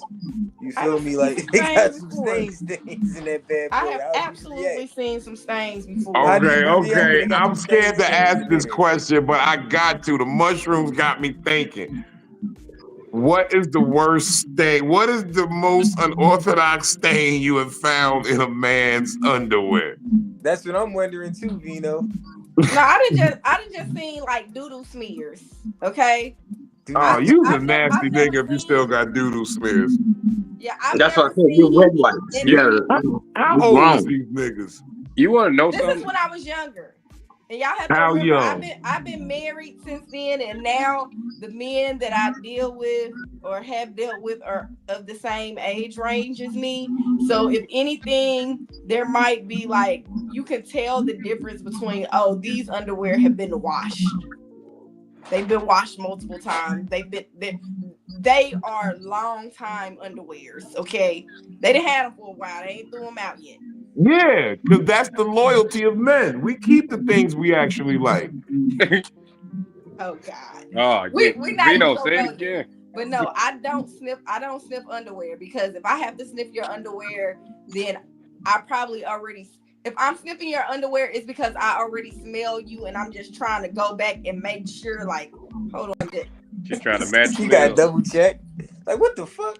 No, and if I feel like I got to do that, I ain't even trying to. First of all, just because I'm smelling her underwear don't mean I'm just reminiscing. Listen, men are bro, I had this situation. Though. I think I talked to y'all about this before. And Shorty had bad backshot air. Did I speak with y'all about that before? You said backshot hair. Air. Air. Was hitting it. Oh yeah. That shit was. Come on, man. What the fuck? Ass smelled like all day. Got kicked right up. I gotta say this. I was young. You know what I'm saying? That I'm glad, like, you know, like you just was saying, the caliber grows with age. But that was a young boy, John. But it's one of those traumas that I never forget. Sometimes it be making me be scared of like super big butts and shit. Mm-hmm. They might not have the right maintenance on that backshot air. Wet wipes is okay. That comes from no bullshit. All that shit, from the shit stains to females having bad backshot air, that comes from low maintenance. You not taking care of yourself. I tell people, after 2 or 3 shits, go hop in the shower, go change your shit. Yep. You're gonna say about after a shit period, go wash yourself. Yeah, go shower. I tell men this. I even tell the young men this. I'd be like, hey, it's not. I don't want to say the wrong word, but you when you washing your ass, take your finger, stick it inside your ass and get that shit out. Well, what's a washcloth? That's I would definitely hope. gay, bro. I would hope you guys. We had Psycho-Babble. Yo, this nigga dropped it instantly. We had Psycho-Babble. Although we support the community, I don't know what to say. When he said put your finger in, I don't even know how many knuckles he talking about. So what I'm basically trying to say is we here do not represent those thoughts that he just do not No represent activities. that don't don't even- represent you can't even Dove get Soap out one. brand, Libra 2000, Dial, Dr. Bronner's peppermint soap, Dr. Teal's salt crystals for the bath, or any bath bombs or accessories. They don't represent the views and opinions of Psycho-Babble, Philly, any of the panel, affiliates, sponsors, and man, look, what y'all do in y'all bathroom with y'all soap and finger is y'all business. Please don't bring it in. Leave that shit right where your freak ass did it at. Ass sensei is crazy. Hey man, I'm Called him helping, the I'm ass helping people sensei. keep their ass clean. It's the What can I ass say? say. I'm You helping gotta people use keep a their ass washcloth. The clean. at least. You sensei. just Why did it have to be a finger? Why couldn't it be like, hey, you know, use the rag, take get up your in there rag real and get in good. You there. still Take your using the washcloth rag and get in while there. you're doing it. So you But you got ain't room in singing. your ass for a finger and a rag? God damn, bro, what you been doing? That I'm every just day. teaching you how to keep your ass clean. Well, no, first of all, what have you been doing where a finger and a rag can fit up there? Has No, the rag somebody ever told got me that's caught? Karate. Somebody told me that's how you He properly told some clean karate. your ass. That's how you Karate properly do clean. that. He's a karate man, Karate clean do on that. the inside. Oi, oi, Yeah, he said that karate Oi. spread you open. oi,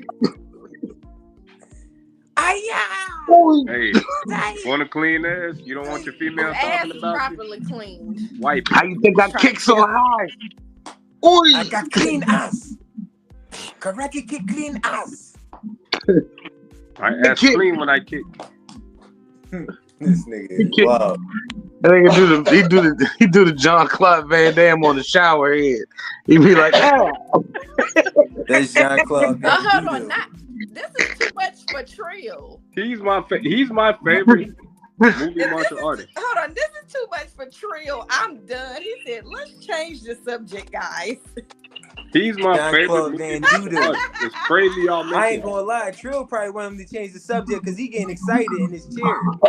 Nah, Trill they gotta plug the bag, so Wait, this it's nigga handicapped? different. Oh, y'all bogus, bro. He gotta tell him to plug the bag, so it ain't the Look, but things as going much in the Y'all bag Trill, hole. bogus as Trill hell. getting aroused, popping willies around this the room is and crazy. Man, let's change the subject, guys. He says, take your finger, stick it in your ass.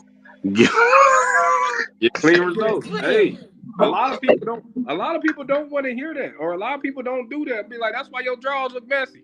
That's why your shit look nasty. You ain't cleaning your ass. Ooh. Wipe your ass. Hold on, Vino. I ain't gonna lie, Yeah. bro. It might be safer You for see you to what just Trill invest just in a said? bidet. He cleaned his ass like I cleaned my bag.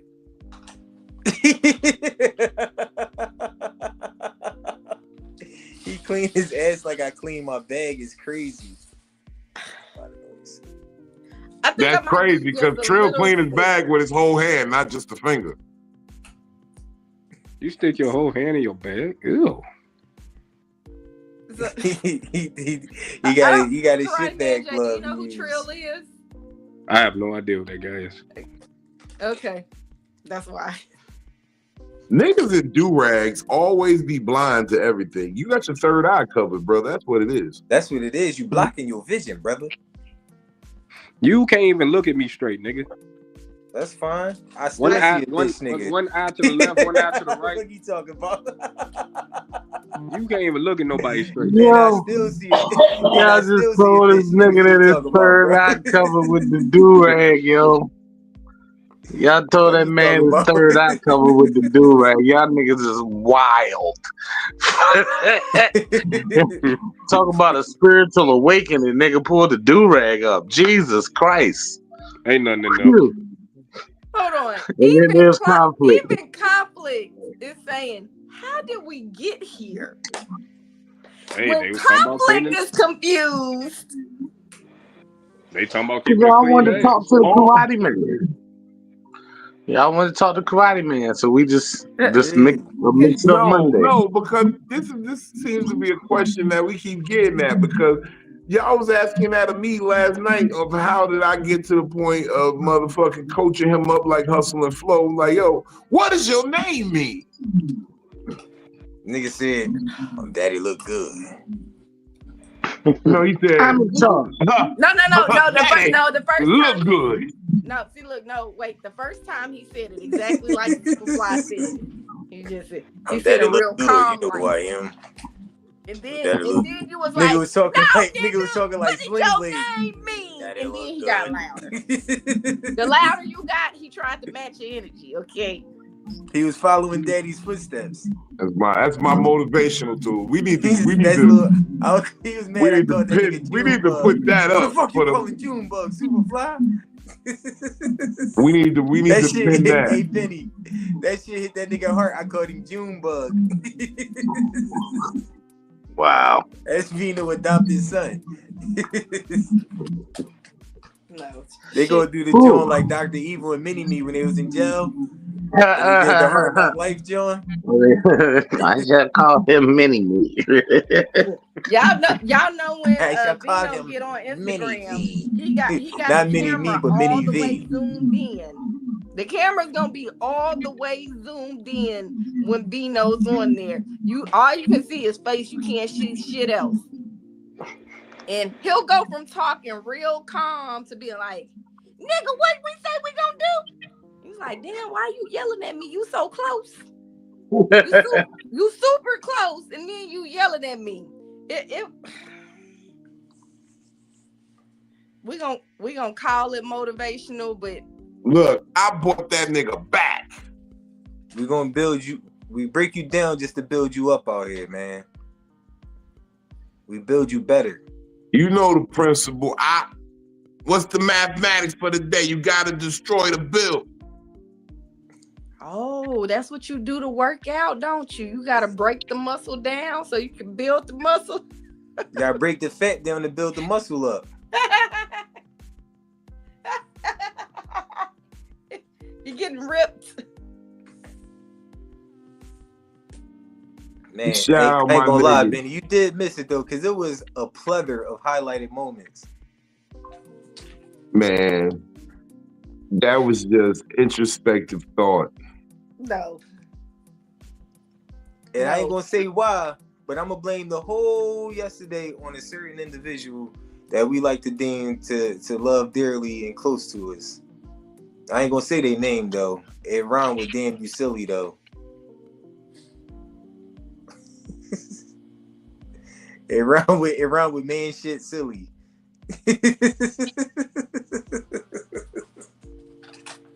Hold on, look. It's all your fault. Here, sleep. It's all your fault. No, it's not. I ain't gonna say why, but I'm just say it's all your fault. No, go ahead. Yesterday. You know, Everything that happened yesterday was you know your I fault. don't care. I know. That's why I'm gonna just say that. I ain't no snitch, so I'm gonna just say that much about it. Cause that's enough. Oh, you saying she gave them the topic to talk about me? No, you was in the process of it, and I just revealed it. She revealed something that was happening, and I said, "Yo, that's really happening in real time." And it's fucked up that she peeped it first. Like that's when you know it's true.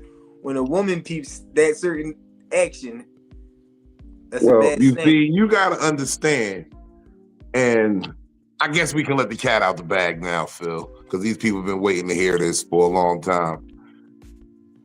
Philly is my first test subject on Project VK Ultra. She's been exposed to my brainwashing techniques. She's been hypnotized several times over. She has trigger words that activate her like a splinter cell. So when you hear me going, Philly has been instructed when she hears 69 bitches in a row, that's when she activates and becomes my sleeper agent. So if I just go bitch, when I say that 69th bitch, she's activated. I had no clue. I'm gonna wake up in the morning. I have to go back and watch this episode to remember it. That's VK Ultra. People, that's they how might it get works. a phone call, and when they answer, they just hear it. Then Manchurian Candidate style. They on the killing spree at the daycare. You never know, man. So all you, I didn't even know.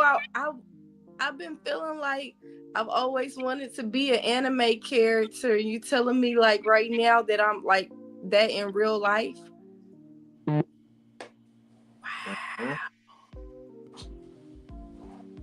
Real life anime. But y'all be blaming her. She can't fight it. It's conditioning. He hit you like flux or ultraviolet. Yeah. I'm gonna also just say a quick sidebar. If any of the ladies that support us want to send me anything wild and that they might be concerned about being ashamed about the next day, I just reopened my Snapchat. So you know, feel free to do whatever you do when you're doing it. You know what I'm saying? This surprise me. Shit, it's cool. You know what I'm saying? I'm always good for some entertainment. Oh goodness. Oh, whoa. What's that? The end of the vanishing messages. Yeah, Trill, we learning something new together. I'm not gonna remember in the morning, but if y'all love me, somebody called me in the morning and asked me if I remember what happened last night. My nigga Trill get dressed to everybody get your roll on. Everybody get your motherfucking roll on.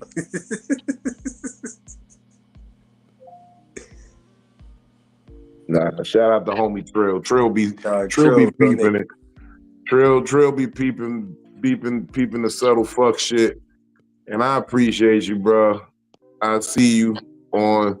Because he is subtle fuck nigga himself. But that's what makes us efficient because, and you see, this is what I always tell people. I know how to call out bullshit because I know when I've been on bullshit. So I'll be like, that's a move I would have did if I'm on bullshit. And then I go in with some further inspection and it's like, oh, okay, yeah, the nigga over there, he was right. Turns out he was right, but I really don't want him to have no credit for being right. So if you could just disregard this nigga, don't look at him, make him seem like a pariah, social outcast.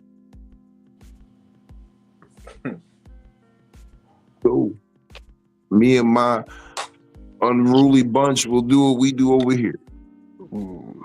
Shout out to Psycho-Babble.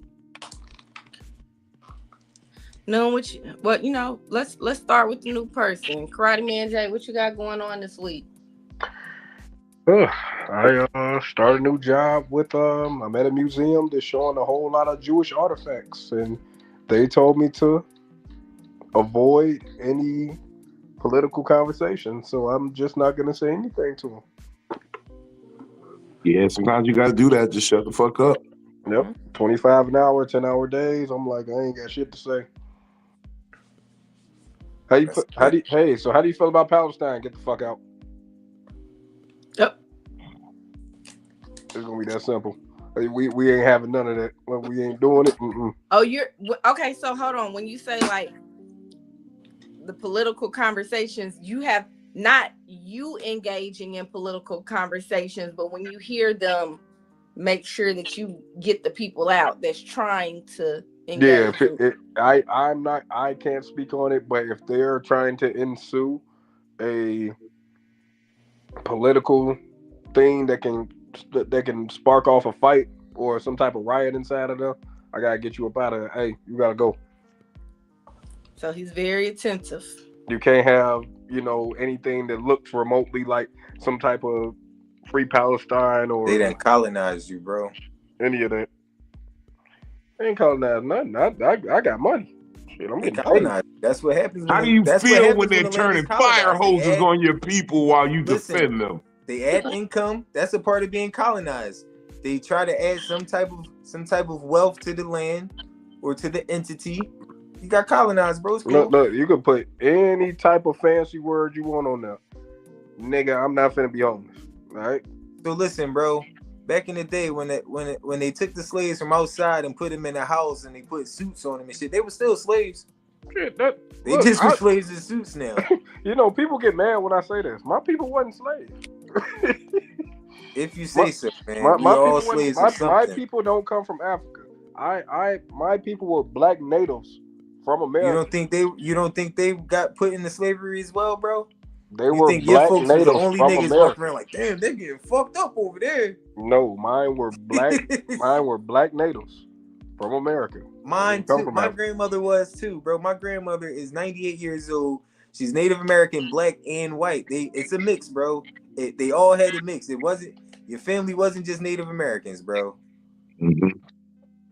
Everybody got a little bit of that colonization in them, bro. It was a part of the program.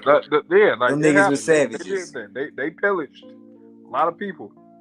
Yeah, so you don't think they got a little bit on the plantation too? Maybe. Them niggas was on the plantation and picking that cotton too, bro. We was out there together. Maybe. You may be right.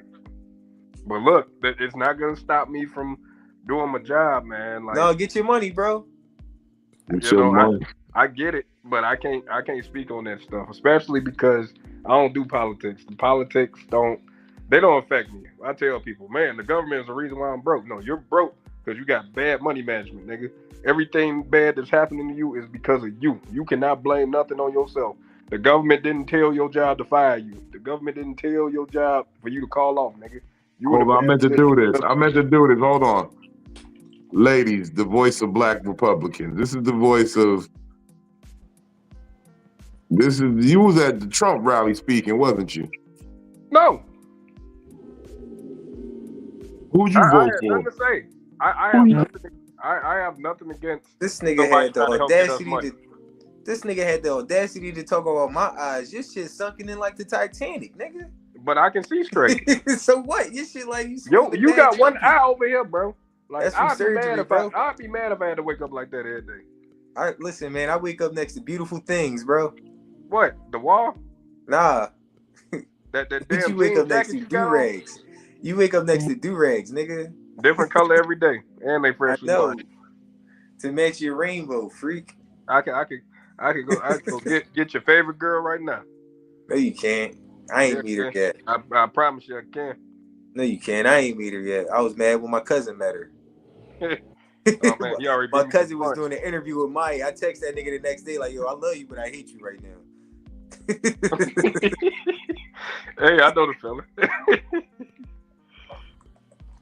Superfly, what you got going on, man? Boy, you drinking the shit out that water. Breathe, nigga. Hey, man, some good hydration right there, brother.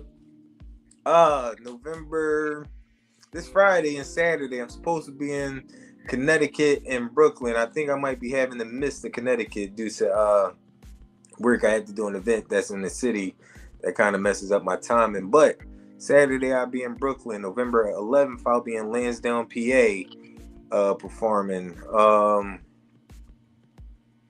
Just a lot of good things going on. The studio is open in the city, so if you are in the Philadelphia area and you need to do any forms of recording, if you need songwriting, if you need artist development, please tap in with me and my team. Follow me anywhere and everywhere. Most places, not all places. Superfly No Wings, SUPA Fly, NOWINGS, just like it says right there in the blue. Keep it true. Want to tell y'all to smile. It's only life. When the times seem hard, you know it's even harder looking at yourself after you give up. So keep going until you can, and that's my share. Yes, sir. Yes, sir. Thank you for tapping in with us, man. That's crazy. Trill said both of y'all eyes is tap dancing. Nigga, you Girl, can't you tap ain't dance tap at dance all. in a decade. Fuck out of here, nigga. You tap ride. I'm sorry, I had to say. You slip and Y'all- slide dance, nigga. You can't tap dance at all. What That you was some talking about? cold shit. Oh, You get mad when they play Kirk Franklin Stomp. You get an attitude every time. Every said he'll time never be Tribe a- Called Quest, can I kick you? No, you can't. Stop, You y'all. don't need another shoe in your Nigga life. only listen to that nigga only listen to the crisscross jump instrumental. He don't listen to the lyrics. Oh He shit. just listen to the beat. Kick off your shoes and relax your feet. Shit, you can't do Y'all that. Feel cold me? tonight. All right, well, what's going on, y'all? This is Tay Noonsy, the host of the Tay Noonsy Show. I have a segment called the Red Cup, where this season we are highlighting interesting people. We're talking about artists, entrepreneurs. We're talking about community activists. Been getting a lot of rappers lately. In fact, this past weekend, I was able to hold a total of 5 interviews, 3 of them in one sitting, and I'm doing a lot of editing. And shout out to everyone who's been checking up on me, because I did get a little sick. I lost my voice, but I'm back. And shout out to Vino and Psycho-Babble. You'll also find me here. If I'm not on camera, you'll see me in the comments. Also, you may see me in the comments on Fat Nigga Fridays of the show. So that's all I got. Thank you. Hey, my man, no. Yeah, hey Tay, man, you can't be kissing them streetwalkers, man. Lose your voice every time. I think it was from that ass comment I did a couple of shows back. I should have never said that, because it definitely Shit, cost. I remember what you talking about that. Yeah. Yeah, not burping and all that. Anyway, I didn't know Hold this on, was the time to shout out. You ate ass and you didn't burp to let those fumes out? Oh, you the no, wild I didn't do nigga. it. I didn't. He French and Never held mind. it. All right, never mind. He I French didn't and know held the fumes. I swear I Benny, did talk not to know him, this man. person cam up for the time for. Find the episode. Benny, bring some oil to the next service, please. I need some of that anointing oil. I'm at it. Get something. Breathe, nigga. It's the weed. I'm good. I'm gonna get some oil on deck. Something. I get some holy water or something. Because niggas got a lot of shit going on. Literally. Why fingers? Been kicking in the door, waving the 4-4, some more shit tonight. We've been all over the place. Anywhere. Nowhere bad though, surprisingly. You can follow me. You said nowhere bad. Yeah, we rolled through it. You can follow me on all social media, Benny Blanco Perry. What I got going on? I ain't got nothing coming up just yet. I got some shit on the horizon that I gotta finalize. I just got some really good weed, so I just want to say that. And once again, just rest in peace to Miss Donna Lewis. Just in the strength of a fellow comedian who was actually about her shit, passing on, and she was making a stamp. So, even though I didn't personally know her, my condolences to anybody that personally knew her, and just a rest in peace to her, because, she found a nice slice of life later in life, because it's like, shit, you work for fucking NASA, so you got to be smart.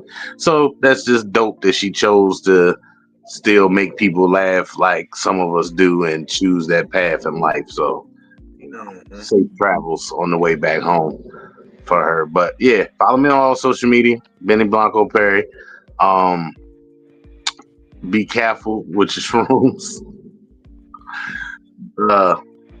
Some of them make you emotional, Had you in your mixed bag. I did a lot of crying this weekend. My eyes already puffy and shit. Brooklyn lost her head when I told her that my homeboy called me Mr. Owl back in college because of my puffy eyes. She was like, I can't even see it now. I was like, yeah. But that's it. Catch me Wednesday. Nothing Psycho-Babble. too little. See you then. We gonna Owl see is you crazy Wednesday. too, bro. I can't lie. You said what? Mr. Owl is crazy. Talking about the Tootsie Pop, right? Yeah, we was joning on each other. That nigga hit me with the. That nigga was like, Benny looked like Mr. Owl. How many licks does it take to get to a Tootsie Pop? Let's find out. And I I ain't mean, gonna lie, ooh, he got me good. that owl was grimy as shit. Kept eating them Yo. cats. Pop. Yeah, he straight house the nigga for the lollipop. With Well, the yeah. same trick every time. That was nutty. Yeah. That was like one time I got flamed real good. I was like 19. He got me good with that one. So I told Brooklyn that shit the other night. She lost her mind. I was like, yeah, because I got the beak nose and the puffy eyes. I was like a fucking owl. But owls are wise. Listen, man, somebody caught me with a good joke one time as a kid, right? And you know what got me out of people reminiscing about that joke? The nigga who said the joke wound up being a rat. So whenever, yo, bro, you bringing up jokes that a rat said, bro. Like, what's up with you? Oh, like, yeah. Fuck? You ain't never got to hear that again. About that nigga? Yeah, he fucked up. But I ain't He gonna lie, fucked that up. the nigga said some hilarious shit, and it really cooked me that day. I was glad I found my way out of that joke. His credibility got swiped with that one, so it's like, nah, nigga, that joke don't count no more. Bro, y'all that nigga don't. Damn, so That joke don't count no more. Unfunny? Yeah, you feel me? That shit is voided. It don't count no more, and it's been said, so can't nobody else say it and repeat it. It don't count no more. Yeah. Clean slate.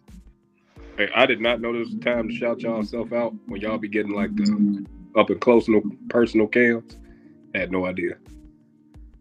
You gotta stay tuned, bro. We appreciate you tapping in today. Yes, sir. Appreciate you.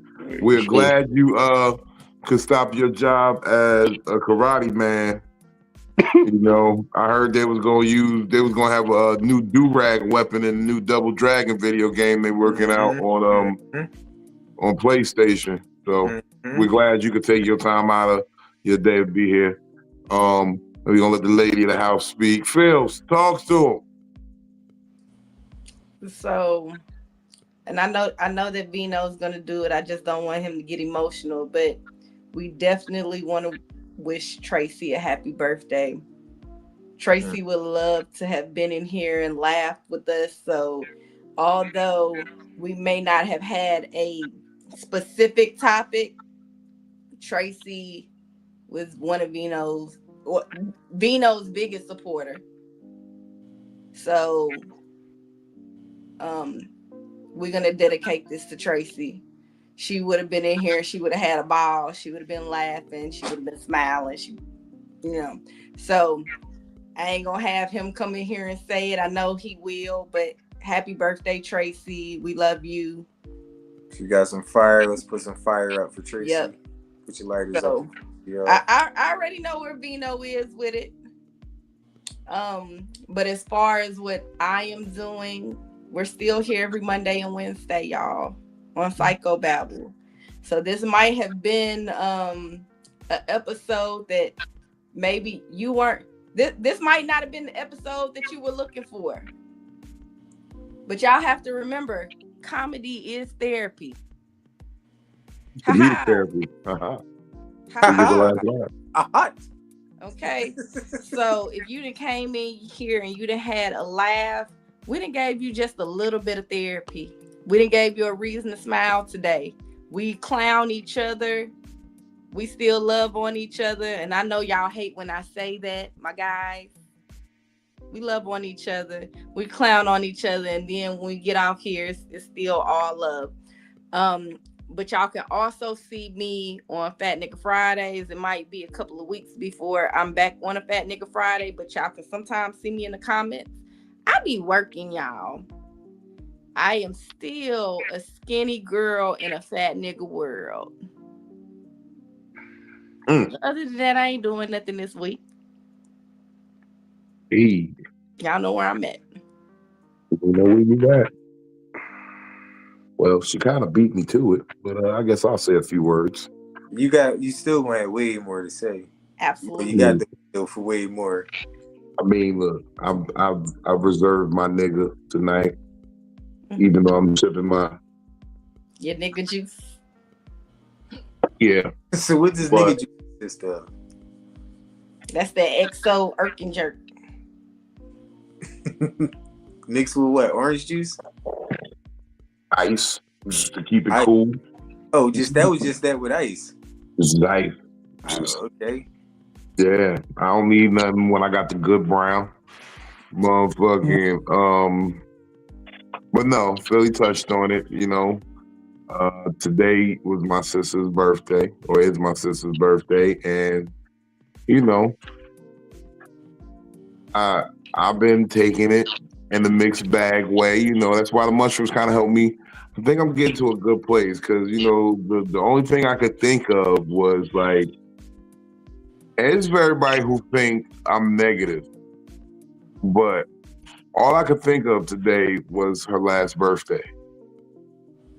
And I kind of knew at that time it might be her last birthday. And I remember what she wanted to do. She told me she wanted to go bowling. And I was like, that is stupid. You are in a wheelchair. How the fuck are you going to go bowling? And she's like, no, they got the thing. Yeah, but I'm going to have to end up pushing you back and forth up the damn bowling lane all fucking day. I'm going to be tired and shit. But I did it. And I'm so happy I did. I'm so happy I did because I got that now. Like that's here. Like she went out and she had a great time on her birthday. And it was funny because I made jokes about like, how the fuck you so tired? And I've been pushing you back and forth all damn night. Did she use the bumpers? Yeah, you used the bubble. Okay.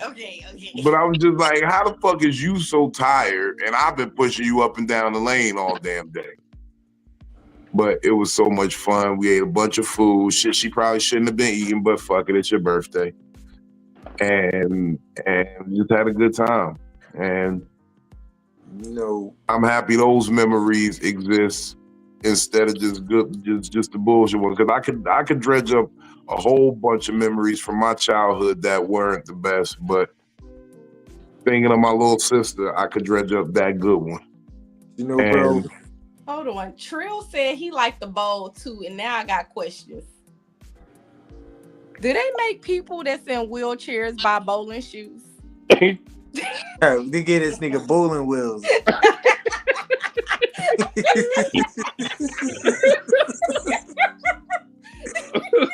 Not the bowling wheels. Oh my God. You have to use the bowling wheelchair, sir. Can't use a regular wheelchair. The bowling wheelchair got the soft tires, so it don't leave tread marks. He got soft tires. He got sponge tires on it. The regular tires are gonna push you too fast. You're gonna fall into the bin. Man. And the wheels got to be two-tone. Matter of fact, the wheels got like slip grip on them. Look, Trill said nope. Nope, I get to wear my own shoes. I can go in there with my socks on, matter of fact. He said, I don't wear shoes when I go in there. Joke's on you. Shoes? Fuck shoes, nigga.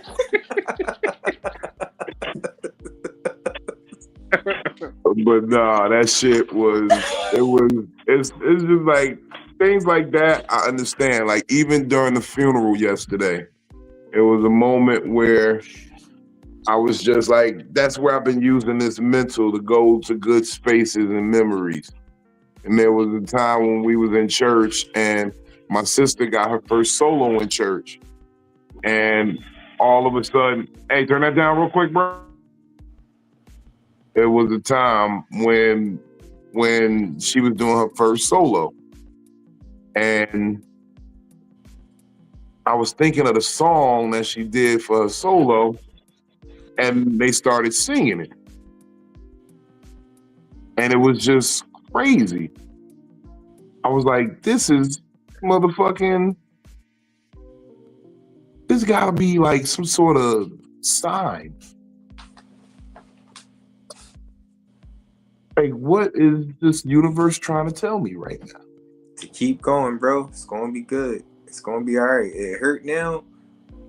It's gonna hurt times later, but it's gonna be them times as well that you having, like how you just said, with those good memories. God be the best of planners, and He puts you in some situations that you can use later as a resource. God was telling you everything's gonna be okay. Everything gonna be all right, you know. But it's weird, man. As I said, I feel like lately I've been the victim of projection because I feel like maybe I am handling this actually pretty decently, and don't worry about what everybody else got to say. Don't worry about what everybody else got to It's your do. journey. Shit, nigga. Yeah, and you All know, we can do happy is birthday, get sis. We drink the good brown on the celebration. all we can do is give suggestions, right? And you got the choice every time to utilize them, take what you need out of them, or completely ignore the shit. Some people don't offer that suggestion. They offer it as, no, this is what you need to do. Do what you need to do, man. You know I've been getting this shit going through my divorce. Some people that niggas ain't never had a real relationship over a year, and you telling me what I need to do after being divorced. You don't go to fuck head, bro. Like, I will hurt you right now.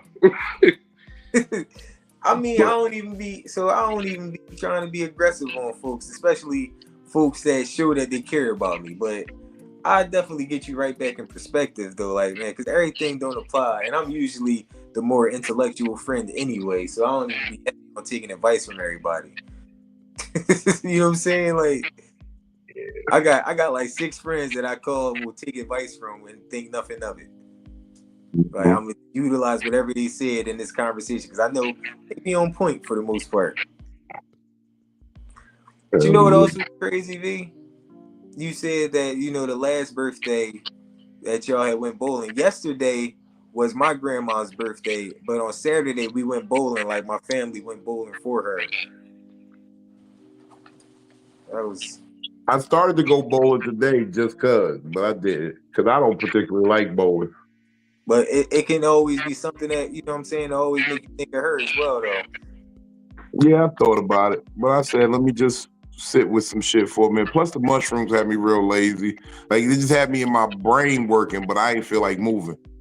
Or even get a bowling ball, right? Never use the shit, just get one with her name on it. Put it at the crib. That could be a good memorial vibe. About projection. This is what I will say about projection. When people are projecting, it's because they've been through a situation that's similar to yours, and you have to learn how to take the bits and pieces from it. It's not always a bad projection, is only as bad as you make it.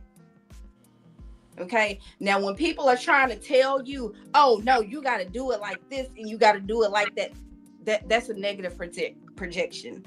But when people are trying to help, you have to take the bits and pieces from it. You have to follow some type of crumb line because they have been through it before. Now, they might not have handled it the same way. The way that we all handle situations are always going to be different. You might be the person to cuss somebody out. I might be the person to be quiet. You can take something from similar situations, and I might be projecting myself on you and somebody else, but you can always take something and learn it from those people.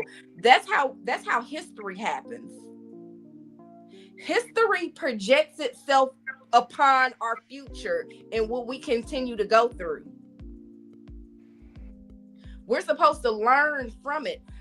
Like, history is consistently in our schools, in our teaching, it's projected on us. What do you take from your history to learn in your future? You don't have to take the whole lesson and say, oh, this is how I'm going to handle it. But there are going to be pieces that you're going to tweak and move to fit you. Projection is not always a bad thing.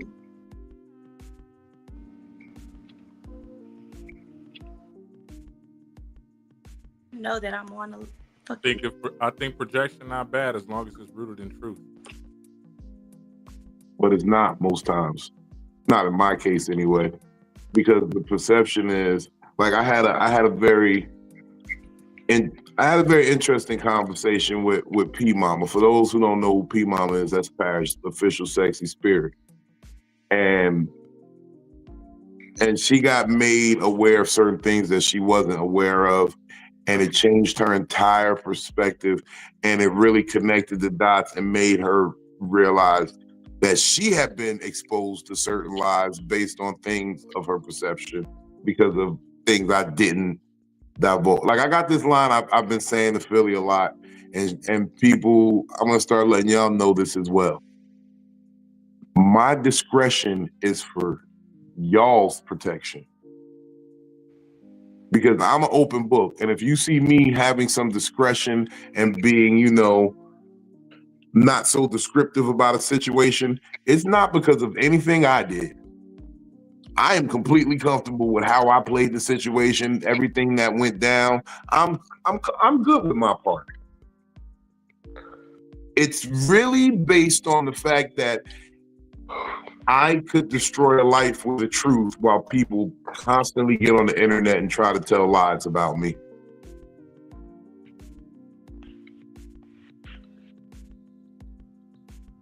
I could get on the internet and tell the absolute gospel truth. That's why everybody starts to fight it now. That's why everybody's fighting me, because I've been telling the truth and their lies are becoming more evident.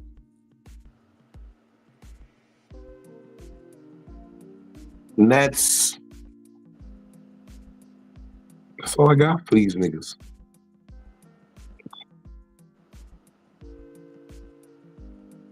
That's really all I got.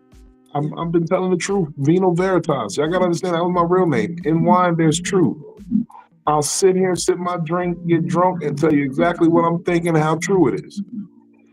Maintain your code of ethics. I will. I'm still not going to expose shit. I am going to look. First of all, if I didn't tell nobody the bitch was poisoning niggas, I ain't gonna tell nobody nothing. I can keep a secret. Watch where you eat at, fellas. Keep your honor intact. Look, first of all, that's why we're not I lost my doing damn voice. Y'all know we were supposed to do a gender war today. Yeah, we were supposed to do a gender war today. But I didn't feel like proving them wrong. Yeah, I tapped out. I just took the L. I didn't want to prove them wrong and have to get poison behind it. Because that's what they'll do. They'll sit there and tell you, oh, no, all right, everything's good. Look, I made you this salmon and rice. You should try it. No, get a big scoop of rice. I just want you to shut up. But they won't tell you, Jay. You just want you to shut up. Don't poison me. Just leave, bitch. You can just go. Just go. You can just go. I'm not abusing you. I'm not even saying nothing wrong. That option is always there. That's the part that killed me. Motherfuckers wasn't even saying nothing wrong. You know, I saw a lady that confessed to poisoning people. It's funny you say that. I was on Instagram. She literally said you could just put. You know, the stats show that women are really the poisoners. Yeah. I mean, it has to do with you not being able to, physically overtake a man, but women are more likely to poison you than a man. Yeah, this was one of them evil hotep women too that was like praying to the sun and shit. Like she was talking about slowly put a little bit. Talk a lot about spirituality. Mm-hmm. It always let you know that they're in line with all God's creatures. I don't want beef with nobody. I'm just trying to be cool with everybody. The ones, bro. I'm like, bitch, you a witch. Yeah, they do be. Yeah, they do be. Bitch, Didn't I just say that to you earlier, Philly? And look at that. Karate Man even knows that's true. I can't argue it because it happened on my live. That's why I said. Bino just went ahead and tapped out. That's the only reason that we're not doing the gender war. We're not having conversations around gender war. No. Okay, I'm gonna tell y'all the real truth. Bino went ahead and bowed out of the race because. Tell them the real truth. Tell them the real truth. There was a conversation that was being had, and although I didn't agree with what was going on, not me, I definitely did not agree, but somebody agreed to the situation of the poisoning. That was another woman, and said, oh yeah, I can see that happening. And he was like, you know what, I'm done, because eventually that's why my nigga eat they're raw gonna poison me, fellas. They're gonna poison me eventually. And let me be the woman that comes up here and says, I have a son. I birthed a son. And everything that I do, I have to hope and pray that my son doesn't go through the things that these men up here have been through. And I don't know all of y'all stories, but I have to hope and pray that he meets a wonderful woman that does not do fucked up shit for him for me to soon or later hear about it. If You want to know? come at some of these bitches' heads, and I say bitches seriously, because y'all know I ain't even that person. You want to know how you're gonna be able to do that? You would have to find a friend or homie of yours that got a child around the same age and raises their child similar to the way you raise yours, with morals and values, and you would have to betroth them to each other. But that's too wrong. Because other than that, there's gonna be luck of the draw. It's crazy. There's gonna be luck of the draw. It really is. And especially to hear women that have sons. I'm sorry, Benny. Especially to hear women that have sons that feel like that's something that's okay to do, no matter if it's just to put like any type of medication that makes anybody go to sleep, or antidepressant, anything that anybody is not aware of, to put it in their food, they drink, they anything. But you know how they started? They learned how to do it, giving their kids melatonin so they go to sleep. Yep. I let my kids naturally go to sleep. If you can't naturally go to sleep, you better put on some white noise for them kids. Stop giving them medication. When I'm motherfucking, and like Vino said, I will alter the story to not implement nobody else. But a particular someone used to give melatonin to their child, and I was like, what the fuck is that? And they're like, oh, that's melatonin, it induces sleep, and and I'm like, stop being stop being lazy. Take that motherfucker outside, let him play and do shit. Like, why are you giving him pills to make him go to sleep? Like, I ain't gonna hold y'all, man. One of my ex-wife's kids, her middle child, I used to be ready to get a little young and like 15 melatonin gummies a night. Cause this little ass be up. You know the thing is about melatonin. Dump the whole jar of this shit. you know the thing about melatonin is if you take too many, it actually has the opposite effect. It'll wake you up. Ask me how I know. You did it. Eating them like candy. No, so right, I like a little drowsy pussy, right? And I don't mean her. I don't want her drowsy. I want me drowsy in the pussy. I was about to say, man, I took a bunch of melatonin and drank some Chardonnay, trying to get a little buzz going. And I was in there wired. Like, you ever had pussy like this? Yo, you don't know if you're coming or going. Hey, the worse than that, right? My brother, this nigga got the worst pussy story. This nigga fell asleep eating somebody else because he was high. I can see how that happens. No, I ain't gonna lie to you. I was working. She was bored. I was working 3 jobs. I was working 3 jobs, gang. And I remember kissing up on my shorty neck. Next thing I know, everything went black. I woke up, it was like 6 a.m. I'm like, oh damn. I ate all them damn melatonins. I drank some Chardonnay, thinking I'm about to be a little drowsy. I'm gonna see if I nut first or if I fall asleep first. And then that nut while you falling asleep is outlandish. You be like, oh, you fall asleep mid nut, like, oh my god. It'd be real convulsive, yeah. Yeah, you fall out afterwards. You fall out. Yeah. Hey, Benny, my favorite, bro. Can you hit us with the so I'm outside of the club and about to get crunk? I told them motherfuckers. Right. He's sorry. Listen, man, I'm jealous. I'm jealous because my shit ain't growing like that. I got a little sunroof and everything. I'm just getting my hair back, bro.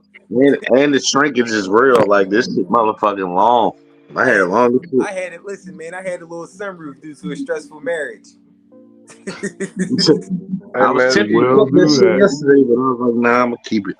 But look, eat you some beef. At least your stressful marriage didn't leave you on a nigga couch down to your last fedora. He put that surgical with this shit, Jake. Listen though, Putting that shit on the ground, collecting I'm quarters. gonna be transparent. I did have to spend a couple nights, crashing on Brody at Brody crib on the floor and shit. Had a night or two on the floor. But the bounce back was inevitable though. You know what I'm saying? Now I just Sally ho jump in my big ass bed. Hey, we all been there, man. Shorty put me up, got mad, caught me on. He was like, get out. I'm like, all right. We was all on the homie couch at one point. I mean, a bitch had put me out her house before, but I had my own house to go back to, and I always scream. Whenever a bitch tell me get out her house, I always yell, "Bitch, I've been kicked out of better crack houses." And then when I leave, I don't slam the door. I leave it wide open. That's my disrespect. I don't slam doors. I leave them wide the fuck open. Tell the neighborhood people they got nice shit in here. I think like that burning my brother out. When I get out his car, I leave the car door open. I was told my phone told me to be quiet. It kicked me completely out of here because I got mad. I'm sorry. What'd you get mad about?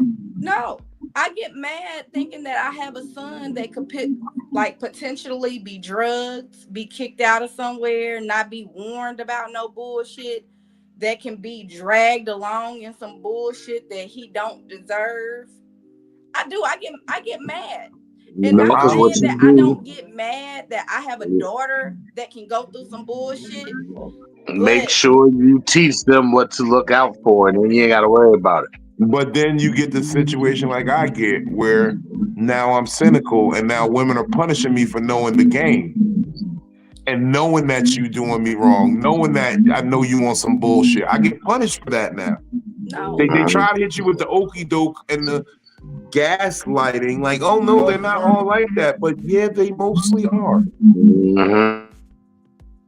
Yeah, you really gotta be careful. If you don't like your son's choice, then you're right. If you don't like that girl, there's a reason you don't like that girl. And you're not wrong for it. I literally had a bitch tell me today I know you got facts, but I still don't agree. That's the dumbest shit. That's dangerous. Look. You know the most fucked up part about that one is? Oh, I'm gonna call it out.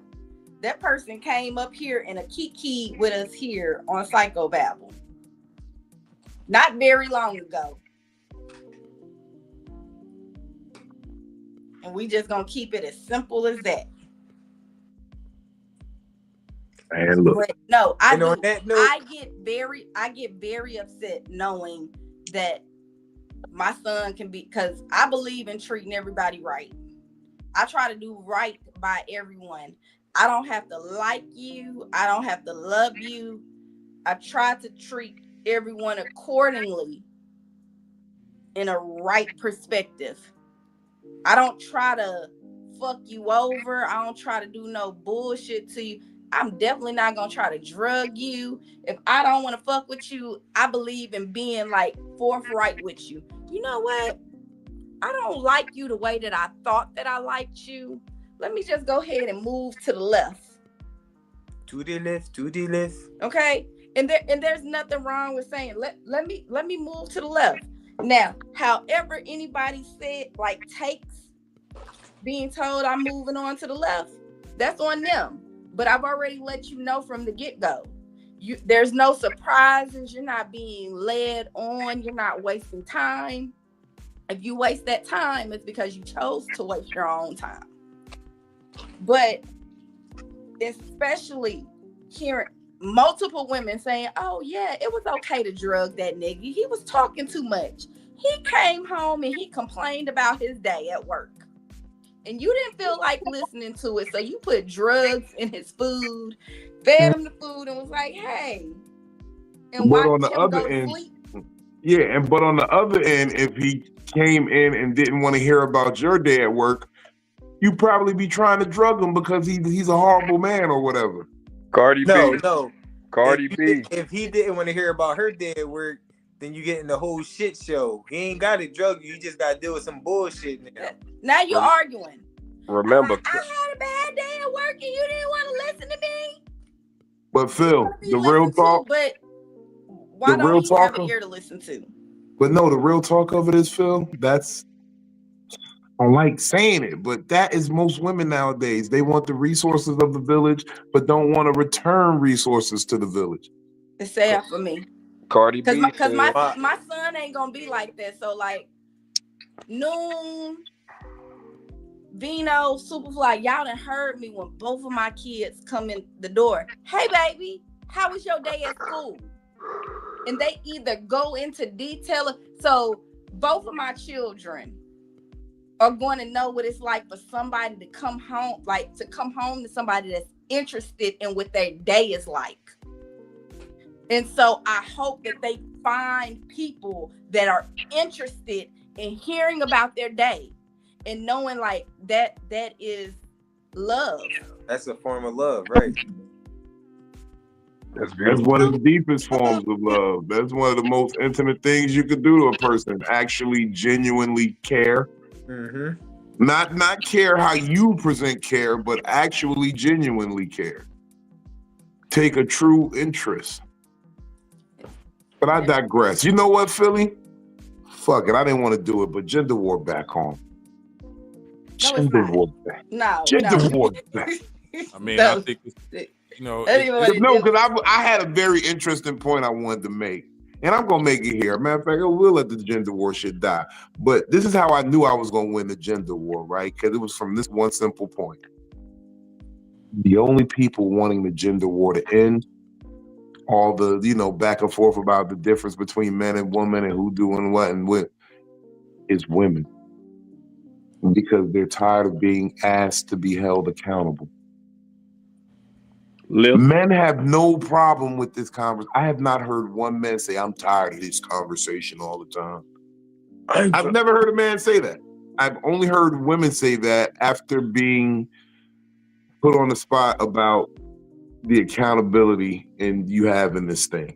The only time I don't be with those conversations is when we not being real about it and speaking on both sides of the fence. You feel me? Like, cause if I'm going to speak on some nut shit that women do, I'm gonna speak on some sucker shit that men do. Yeah, no, but we do that openly. No, I know we do it. I'm just talking in general when I'm not with those conversations. When it's just the delusion kicks in when people say shit like, I know you just speaking facts, but I don't agree. That's crazy. I mean, if it's not solution based, then I don't really want to partake in it because I don't have a reason to vent about gossip based, some toxic woman or whatever. You know, it doesn't matter to me. I mean, if you're toxic, I don't want to be around you. You know, so yeah. I mean, I get tired of it sometimes, but I think you're right when it comes to when it's the man's turn to highlight some of the things that we've seen and that we are the experts of. We the recipients of that. So I think what some women don't understand is that we're speaking from experiences that might even stem all the way from childhood. Mm-hmm. You know what I mean? I be getting I got boys and girls, right? I got 4 kids, and I make sure that I know, right? Yeah. Anyway, so I make sure I'm very equal with my position on things, and one of the things is like clarity and being true about stuff. I don't treat them no different from one another. If I ask one how their day is, I'm gonna ask the other one too. If one of them being disrespectful to, like, if the boys being disrespectful to their sister, I'm gonna say no, you don't do that, and the other way around too, because we not here to be punking our boys, and then you grow up and somebody mess with you, then you want the boy that you've been punking your whole life to try to come and defend you, but you done broke that boy. So I'm real big on teaching young boys and even some of my folks that's around me, and I notice them getting caught up with women. I'm like, hey, dude, you're not disposable. No matter what society tells you, there's less men on this planet than there are women. You are not disposable. You are important, and you have to know when to walk away from shit. And unfortunately, we learn the hard way, but that's the journey of manhood. You know what I mean? So like having that discussion with women and helping them understand this is why our position is the way it is. It's an uphill battle if they're not willing to listen. So I just wait till a woman come ask questions. And even to elaborate, my bad, go ahead. No, go ahead. Yeah, even elaborating on, what you said about the manhood. a part of the black manhood is to go through bullshit and always try to find normalcy in the mix of it. Yeah, I'm alright. I can get through it. You know what I'm saying? I'm strong and all that. Sometimes being strong is to be strong enough to know, yeah, I ain't dealing with that shit. I had to realize that for myself. You know what I'm saying? I had to be strong enough to tell myself, like, yeah, I'm strong. I'm strong enough to deal with that, but I'm even stronger enough to not deal with it. Yeah. And see, and that's why when I was listening to Philly talk, it was a breath of fresh air because no matter what the reason, drugging somebody is unacceptable. And everybody knows it. We just seen examples of people who've been accused of doing stuff like that, and it's a lot of outrage, especially when it's men. But to hear some women say it's okay to do it because it's men, that the underlying message behind that says a whole lot about their thought process and what they really think about men as a whole. So I feel concerned if they do have children, if they do have little boys. So I mean, we tend to say people don't have a problem with something until it hit close to home, but some people really just don't care. Cardi No, B. An no, example no, of saying you- they you- don't mind. What you just said until it hits close to Mhm. home. Yeah, Because a lot of times, and we see it all the time. Hold on, like this happened and such, and that's why sometimes I hate social media because people will be able to recall stuff, right? And I hate it in a good way because hold on, you seen that such and such this happened to a girl, and you were all outraged, and then you see the same situation and it happened like. Hold on. Let me give a very clear example. People say that men can't be sexually assaulted. but they can, They can. Definitely. and they have. Oh, well, his dick got hard, so how was he sexually assaulted? You did something to arouse that. That's blood going to the penis. Yeah, it's a muscle reaction. That's like your reflex. That's a reflex. That That didn't can mean also that's be what he fight or wanted. flight. Your pussy got wet for him to penetrate it. I'm sorry. There are certain things that happen. So when y'all sit up there and say, well, his dick got hard, well, they didn't put nothing there. I take everything the same way. You can't say, well, a woman can't overpower men. Yes, a woman can. Especially when she drug them. Especially when she drugs them. Real talk. There are certain things that you can do where a man can be sexually assaulted just like a woman can. It might not happen in the same perspective, but a man absolutely can be sexually assaulted. Oh yeah. But we got to be in unison though, because you hear a lot of this. This is one thing I don't like about social media. It's an overflow of information, and people may see what they perceive as actual people giving their opinions about stuff, and a lot of times that be bots. You know what I mean? And especially if you see all the same responses, that stuff be crazy. So when you hear people like the thing what happened with the teachers, you see a lot of teachers sleeping with these kids. And then you get the response like, "Oh, I wish, teachers was like that when I was young." Regardless No, I know. regardless if you feel that way or not, it's inappropriate to even be saying. You know what I mean? I just don't. I don't understand that because those it's too much out here for a child to learn than for them to be just fuck. Let's just keep it all the way real, doing all that, and they don't know what's going on.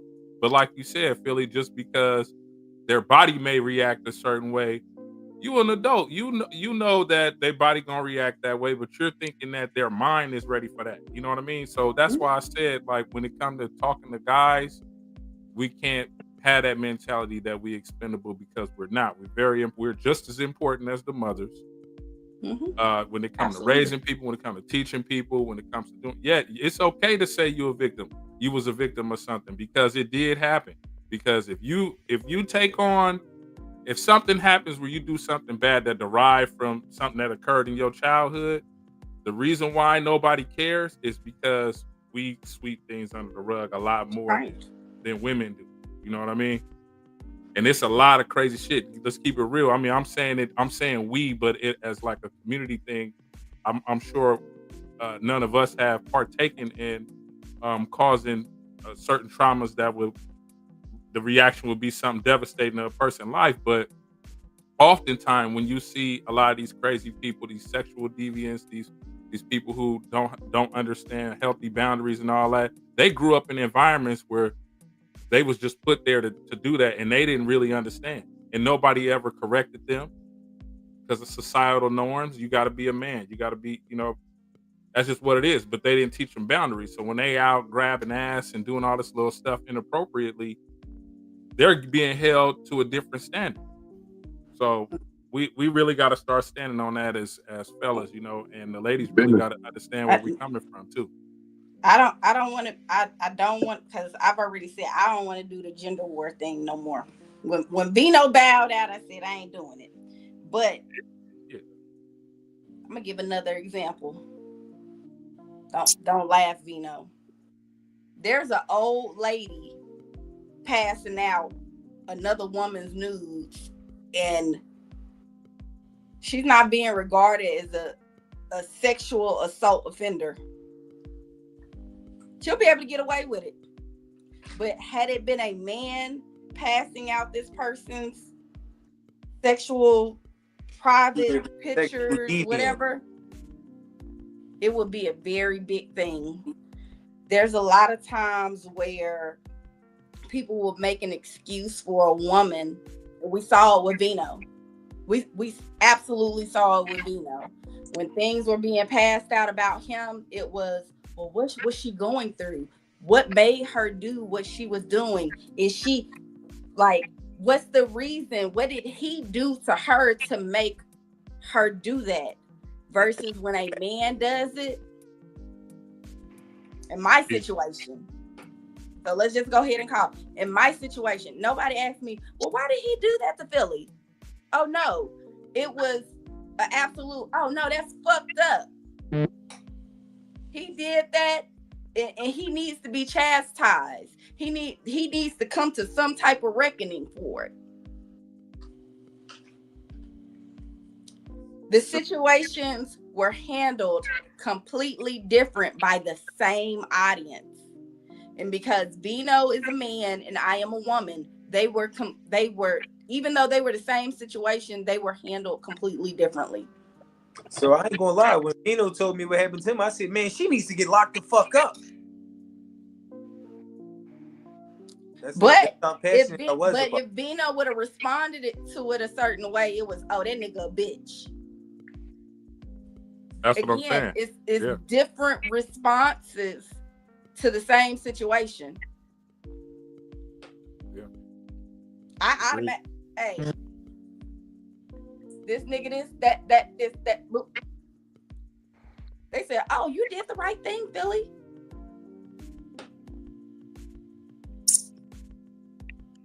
It wasn't the same response for Vino.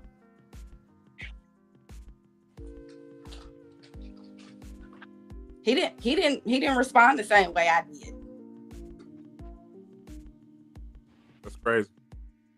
And nobody even said, oh yeah, you need to be calling the police, Vino. Like, nobody said that. It was like, oh no, just deal with that. You got tough skin. They told him he had tough skin, deal with it. There were absolutely two different responses to the same situation. Well, if that was y'all be hooting the holler. Not y'all, not to say you in particular, but no, not me, because I don't believe in doing none of that shit. You will never catch Philly passing around nothing that anybody passed me privately. I will say this: Cardi B did say in the lyric about drugging the nigga and making him wake up with a tranny. No, she used to do that all the time back in the day when she was a stripper. They would drug niggas and rob them. Yep, and nobody ever called out on it, and that's why I did very much so. Always say something about it. I very much so did. About it. Yeah, I've said that from the beginning. I said if that was the man who said that, y'all are on Bill Cosby for that. Yeah, man, for something else. Ross when he put Molly in the water and she didn't even know it. He got canceled immediately. They dropped that off them. No, They Reebok dropped him took off the their deal from song. him. Reebok took their deal for him so quick. Yeah, he got dropped off that song. That song changed the next week. I think Young Thug was on it after that. He pulled Ross and put Young Thug on it. That song was just doomed. It was gonna have a felon on it. He said, "Drop Molly all in her champagne." She ain't even know it. No, Took her home and enjoyed that. She ain't She ain't even know it. That's crazy. I ain't gonna lie. I mean, did come that off line as was bad outrageous, though. That made me not like that Ross came no out. more. That came out so wild. That line made me turn down the Ross. That line said, you know what? Maybe we should let's just play some Kanye. We just need regular crazy. And then Kanye started wilding out too. but again, there are certain situations where I see it. What was she going through? Why did she do it? They don't ask men the same questions. Well, what was he going through? Why did he do it? You know, they say that for I don't give everything. a fuck what nobody was going through and why they did it. You did it. You need to be held accountable for it. Point blank, period. If I decide to send some shit that I don't need to be sending, no, I committed a sex crime. The moment that I sent somebody's shit to somebody else and it turns around, the moment that I send it to the one person and I didn't get permission to do that, that's a sex crime. Yep. And it doesn't matter why I did it. They'll count it as revenge porn, actually. A crime punishable up to 10 years in prison and a $100,000 fine. Hello. But some people don't know that. On top of that, man. Now the laws do differ from different states too. And I'm gonna tell you something, Philly. Being a man, from a man's perspective, being a black man, nobody cares. From a black man's perspective, nobody cares about us. Nobody gives a fuck. Everybody, I'm in the same boat as Vino. Just about everybody I cared about died. Or somebody that loved me or cared about me, told me I was handsome every day, died. Nobody's here. I wake up every day and I see myself. I help myself. If I don't pay my bills, I'm out on my own. Nobody's gonna help me either. Everything I do is solely on me. So when I hold my tongue, when I want to hurt somebody, or if I want to do something, I can't. Because I can go to jail for 6 years, come home to nothing, and start over from ground zero. I don't want to do that. Brother, I know how you feel. Say you dealt with that divorce. She didn't deserve you, bro. You know the funny part about that, Karate Man? Everything you said right there, had you been a woman, there would be applause for you for just being a composed human being, handling your shit. And they would say, but she's so strong. No, you're just being an adult. On some shit, Vino, I was about to give him his respect for, carrying that demeanor, because even though it is, as men, we don't get the applause for doing what we're supposed to do. Nope. Doing the dutiful thing. We don't get applause for that. That's not in our repertoire, bro. And I would love to applaud him for that, because it is some applaudable shit to keep it that. But we don't get that luxury. Shift the narrative. Nope. We got to be the people that shift the narrative, bro. We got to be the people that let niggas know, like, that's what's up. You doing what you're supposed to do, bro. Because we are also commonly the people that when we see somebody not doing what they supposed to do, we'll be fast to tell them, like, yo, you on some bullshit. So yeah, it ain't nothing wrong with telling a nigga. Like, I tell my folks all the time, like, yeah, I like what you on right now, bro. I like what you got going on. I like how you carrying things. I like how you handle your family. I like, you know what I'm saying, how you on your career and all that. I give my folks their roses, man. I be on that. I get the sentiment of it, but I'm just saying that's just not how we ingrained to carry it as men. I feel what you're saying too. And that's why I do it though. You know what I'm saying? That's why I do it. Like, I show love because, like I told y'all, I had the one friend that died when I was 16, and that was one friend I never had a chance. Like, yo, bro, I love you, bro. I appreciate you. We never had them conversations. So now I try to always, for the most part, show love. Even when I'm trolling and shit, I'm trolling from a loving perspective. I ain't really trying to be ill-intended on nobody. Can I give the asshole perspective too? Do you think? I wouldn't. I would have it no other way. I just have to, and it sounds like an asshole perspective, and it's just because everybody is talking about real life perspectives, right? So I am the mother that gives my children praise when they do what they're supposed to do. Vino, you know that. Superfly, you know that. Noon, you know that. So when my daughter's father was like sending clothes, I was like, hey, daddy did that. And he got all of the videos, he got all of the praise. And because I didn't come out and say, you know what, Dad, you're doing a great job. Also, we're just going to give an example of Jeremiah. Jeremiah has not had the greatest father. But when he finally showed up, y'all seen me come up here and I was like, man, he showed up. He did what he was supposed to do. He showed up for the first time. It didn't matter what era of his life it was. I gave him the praise. I showed him that I appreciated it.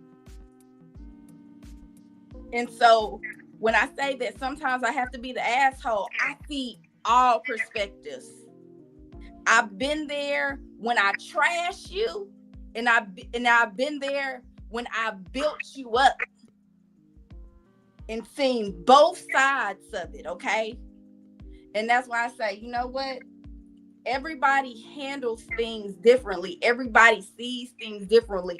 We've all lived and went through different perspectives. So you can be the best man, the best father, the best person, the best human that you can be. And sometimes it's just not acknowledged the way that you want to, and you're going to react however you react to it. And I have to be okay with however you react to whatever I give you.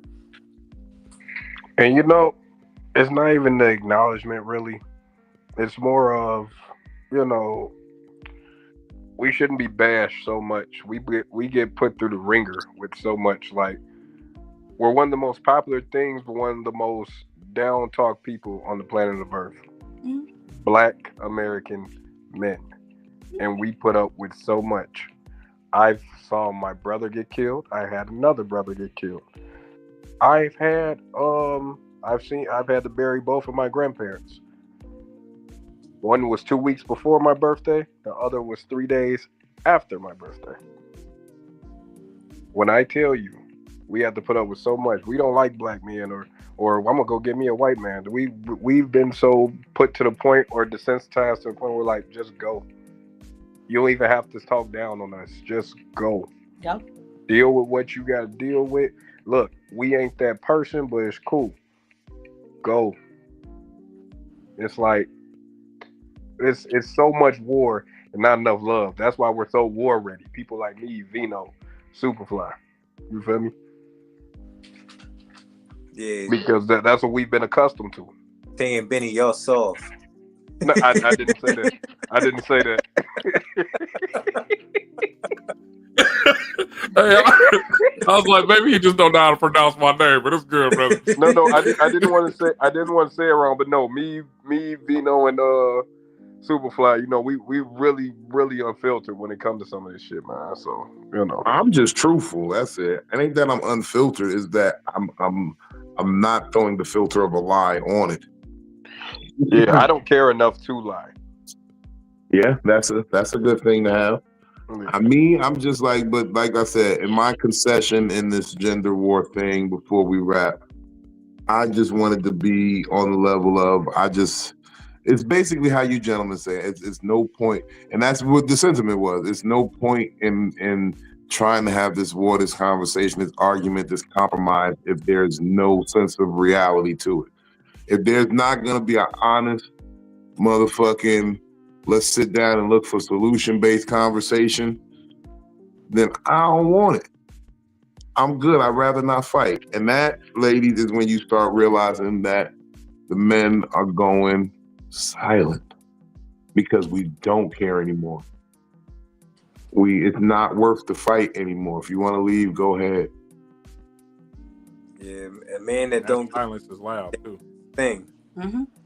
Cause I ain't gonna lie, I'm scared for myself when I'm at that don't give a fuck point. Cause I know that I can be very unpredictable.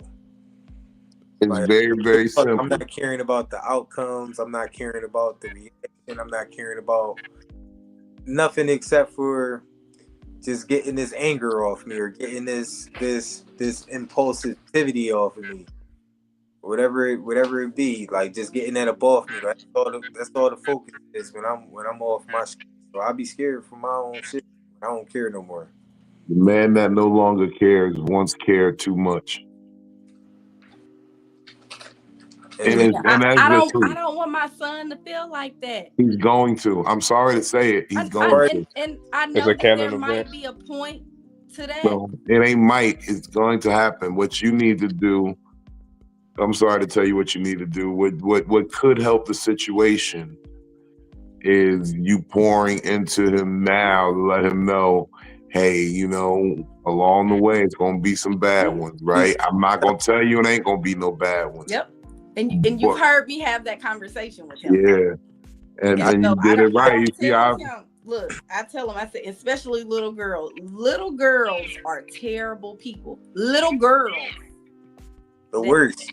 But the sister Shiraz Ali said most women haven't evolved past adolescence. And that's what? Little girls. Little girls.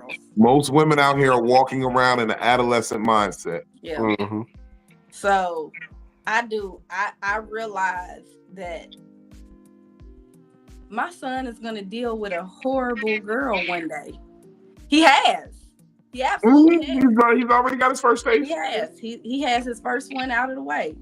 And so I just try to ask him questions like, so what do you see in this little girl? And then now you're dealing with another little girl or trying, well, and let me not say dealing, but now you're talking to another little girl. Do you see like similar characteristics? And a lot of times as little boys, you don't because you're horn dogs at that time. No, it's not. No, a lot that. of times y'all are. It ain't so much that we're horn dogs. It's that, it's like I said on the platonic conversation. Women are horrible people. We know that. You're gonna be horrible people. Little girls are. It's just the thing of if I'm attracted to you enough to overlook your bad parts. Because that's all that attraction in little girls are relationships. horrible people, not women. No, I've met some No, terrible women. No, I think that I've met some terrible women. little girl. I've been a little girl before, and I've grown up from a little girl into women. a woman. I've met some terrible women. Women. Kim Kardashian is a terrible woman. Women. I'm gonna say women. I'm gonna say women. I don't like. I'm gonna say women because one of them insists that I shouldn't call her a bitch. So I'm gonna say women. I met some terrible women. But listen though, I ain't gonna lie. When a person gets to the part of being a woman, I feel like that's when it got past all them barriers. It's like it's some grown ass niggas and grown ass boys. You feel me? Old ass boys that still ain't at that man stage. You don't respect them as men yet. Yeah, I know one that's still staying with other people with his woman, and I'm looking at her like, this is your guy, and he's about 47, almost 50. So, you know what? I'm about to start a war, and so I'm not gonna say what I'm gonna say. All right, just hold it off for Wednesday. Yeah, we gonna hold it back. We gonna anyway, end this. Vino, we about to pull up on 3 hours, and you know I know that's why I'm like, yeah, I'm ready to look. I was slide out of here 53 minutes ago. You This conversation. Talk. I just wanted to say happy birthday to Tracy and be out. Then it got real sentimental, emotional. Listen, that extra hour was for Tracy, man. It was needed. It was needed. It was definitely. This was a great example of Mixed Thoughts Mondays. I said mixed bag of emotions. Okay, but yeah, mixed thoughts. Yeah, mixed that was when we originally set up for the Mondays. Remember, that was what we agreed mixed for. thought Mondays. But a mixed bag of emotions, that works too. Hey man, thank y'all for having me. A little bit of both. We appreciate. We had a great time. Thank y'all for stopping through. Special Yes, bro. Hey man, Definitely thank y'all held for me having on. me. You feel me? You held your own, Karate Man Jay. You fought Don't- back. Don't You've come been back next time. upgraded You wasn't a from dick rider. You wasn't a meat mangler. Yeah, you've been tell me. upgraded from Karate Man J to Ashy Black Power Ranger. Uh-huh. All right, y'all. Good night. Smoke weed when you wake up. It gives your day high hopes, folks. Y'all have a great one. Uh-huh. You ain't got to